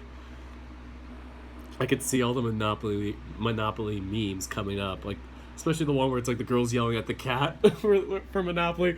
Oh my god, where it's like Mrs. Monopoly, where it's like girls complain about losing him Mrs. Monopoly to her brother. Brother explaining how that has nothing to do with him winning. Oh god. So we'll figure it out later, but should probably turn in before it gets too late. Yeah, good idea. I'm pretty beat. I'll hit the lights. Everyone comfortable? Dean switched off the lights as I checked my phone. I could still make the meeting with Oz.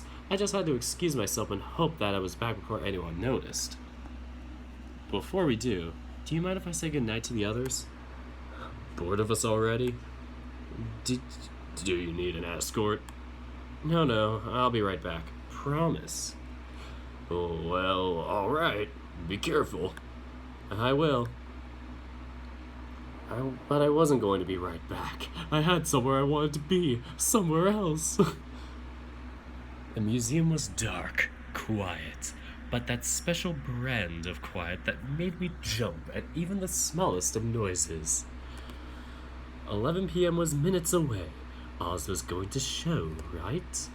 I could ask him any question I wanted, any question at all, and that might be enough to save all of my friends. I don't know why I'm doing this voice, but I'm like so in the zone for it. I just had to make the end of the month, right? End of the month, and then it's all over. All my friends survive. It's not the most ideal, but if that's the price, so be it. If I had to shoulder the burden of sadness for the sake of my friends, I was okay with it. Hopefully, after the month was up, I could maybe have a different vacation to make up for lost time, if there was a chance at something before everyone moved away. Which just made me sad thinking about it. Huddled up on the floor at the museum, looking around and letting my mind wander. Day 8 is much shorter by comparison. I don't think I'm gonna be playing day 8 after this. I'm gonna finish day 7 and then go get my damn McDonald's. But is day 8 like actually finished? It seems like you know Grizz pretty well. So, looking around and letting my mind wander. I wonder how many of them will keep in touch. There was every likelihood that I'd be the only one left. Even those that I assumed would be around forever were looking at going away. I sat and waited. The room was still, quiet, and cold. Where was Dean? Where was Orlando? I shivered as I checked my phone. 11:30. He's late. Womp womp. I headed to my room annoyed, I needed to check something. Oz! I didn't bother hiding my tone. This was it. The moment I find out if this was some cruel prank played on by one of my friends or not. Date is public in like 2 weeks. I'm talking for like the next stream. Oh, thank God. This takes forever. And my friends are already back from the concert I should have gone to. Oh no. Oz, are you there? Silence. At least for the first few moments before, sure enough, I heard the radio switch on. I am here. I think I'm gonna do this voice for Oz because it's so delightful. You sound annoyed. Is everything okay? You're right. I'm annoyed. Where were you? I did what you said. There it was, though, unless someone else had left their room. It was easy enough to confirm. Oz was indeed a ninth person within the house. I was in the library. No, you weren't. You were in the museum. Womp womp. Wait, what? I designated the library as the meeting location. You opted to go to the museum. It's the same room, isn't it? Regrettably, it is not. The library even has multiple entrances. Well, where is it? I can come right now. Honest. There was silence for a few moments, and I was about to storm off assuming the answer was a no. I have an offer. I froze, looking back into the room with my hand on the door handle. One last shot. I have a theory I need to test. You saved Benson for me. I did not realize that he was a potential target either, and for that, I'm grateful. Truly so. So again, tomorrow night, same time, in the library. It's just gonna be him just postponing it every single day until like day 30. It's gonna be like, ta-da! Surprise! How do you even know about that? Do you have multiple rooms bugged? I have some surveillance, but your escapades through the house earlier looking for the gun were loud enough that I could hear. Do you watch the vault? I do. I watch when I can. I have other responsibilities, a job that is required of me. If you are still interested, ask me about it tomorrow. Wait, but where's the library? I waited for the response, but it never came, the room falling into silence. With a sigh, I was forced to concede the point, but it was good to know that I hadn't missed my chance. The only thing I wanted right now was to cuddle up with him? I felt myself go red, chuckling to myself. Was this the feeling of being properly smitten? That, at the end of the day, the only thing I wanted was to cuddle up with, well, part of me felt bad that despite Dean's advances, he wasn't the one I was thinking of. He was the one I was supposed to be dating, right?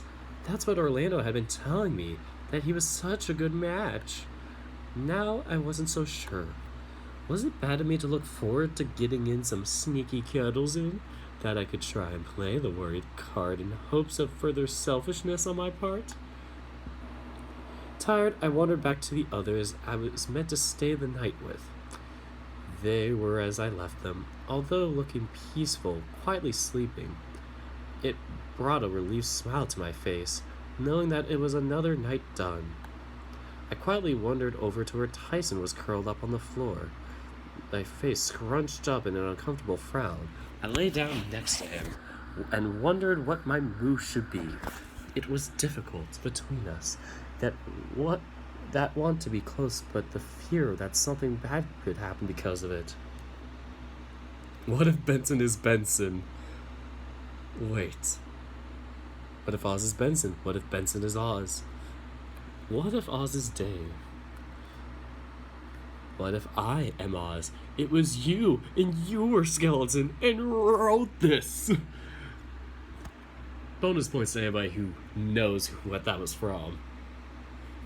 Inching closer, I leaned back into Ty, unsure of how to be in the position he had normally had me in. What if Echo's the prequel to Password? No. Oh god, no. About fucking time, pup. I squeaked quietly as he pulled me next to him, adjusting us so that he could use me as a pillow. His arms draped over me and his legs hiked up under mine. His voice was kept to a hushed whisper, a careless whisper, if you will, almost as if he didn't want the others to hear. That sort of tone I imagined left for those intimate with one another. You good? Your heart's racing.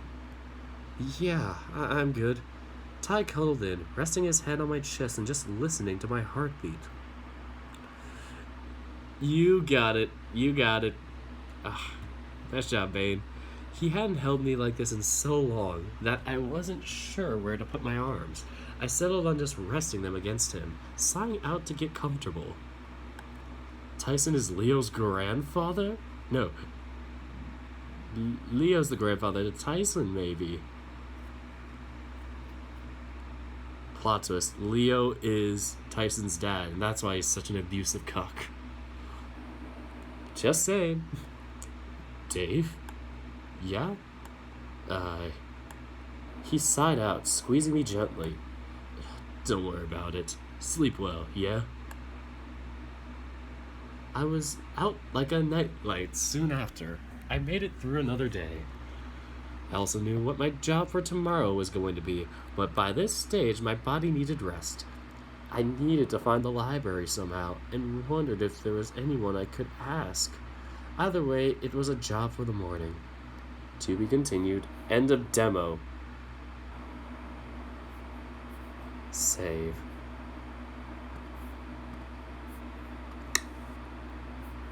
Sorry, it's my OCD. Yep, I just saved it. Cool. To be continued. End of demo. Dab on that. Okay, that is the end of this episode. Almost on 4 hours straight. I better get to that damn McDonald's before it closes at midnight. It's 11:30 here, guys. You don't know. You don't appreciate how dedicated I am to this. I kid. Can I ask you a question? Yeah, sure. Might as well cap it off to 4 hours. Well, it's only like, what, 3.5 minutes left? Now go get yo McDonald's. Thanks, Nide. Wow, that was long. I agree. Chris says, sorry, not sorry for how long that was. Yeah. Fair enough. I appreciate it, Grizz. How are you even chatting to Grizz? Does he have like a Discord chat going or something? Or are you like actually with him in person or in a call with him? Because, low-key, I'd love to join that call sometime. I've never talked to Grizz vocally, or I mean, through a call, but I did talk with Basket. If anybody remembers that interview way back when.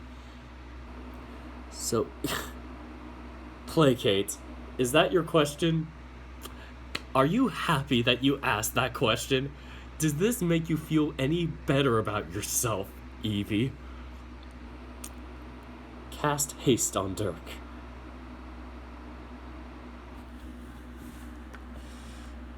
I am not placating my feelings / needs of sleep. Voice chat over Discord, off the server. Oh, okay. You guys are talking. Cool. Great day, and yes, he has a Discord. Well, he has the password Discord. Placate. Bye. Bye, Evie. He's down to talk sometime, apparently. I'd love to talk to him sometime. He seems pretty cool. Like, I've texted him back and forth on Discord, and we've been pretty chill talking to each other through that. I wonder if he has an Australian accent. Because he's from Australia, guys. Ooh. Unlike me, who's from America, because I'm getting my damn McDonald's. Oh god, stereotypes. I'm being such a sellout right now, and my brain be mush. Gotta get one more minute in. Gotta get one more minute. Then we'll have a 4-hour stream. I think this may be my longest stream I've ever done. Actually, no, wait. I may have done a 5-hour stream once. That or 4.5. I forget what was, if it was for something else. Like, what was it for? That was like 4 hours. Or 5 hours. Shit. Great Days is the song for Let the Voice of Love. Oh. Great Days. Okay. I love this word now. Placate. Do you like it? Do you like In and Out? Yeah.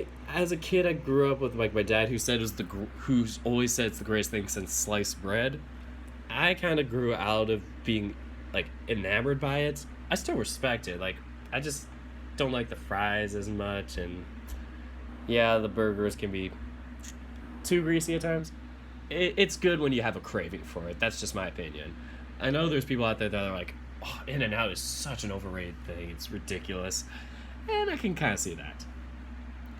I personally prefer just getting fries from McDonald's, and burgers. Shoot. I typically like a more fancy upscale burger. Like something from, I don't know if there's any, like, kind of like a restaurant that does like maybe like a blue cheese or caramelized onion for a burger.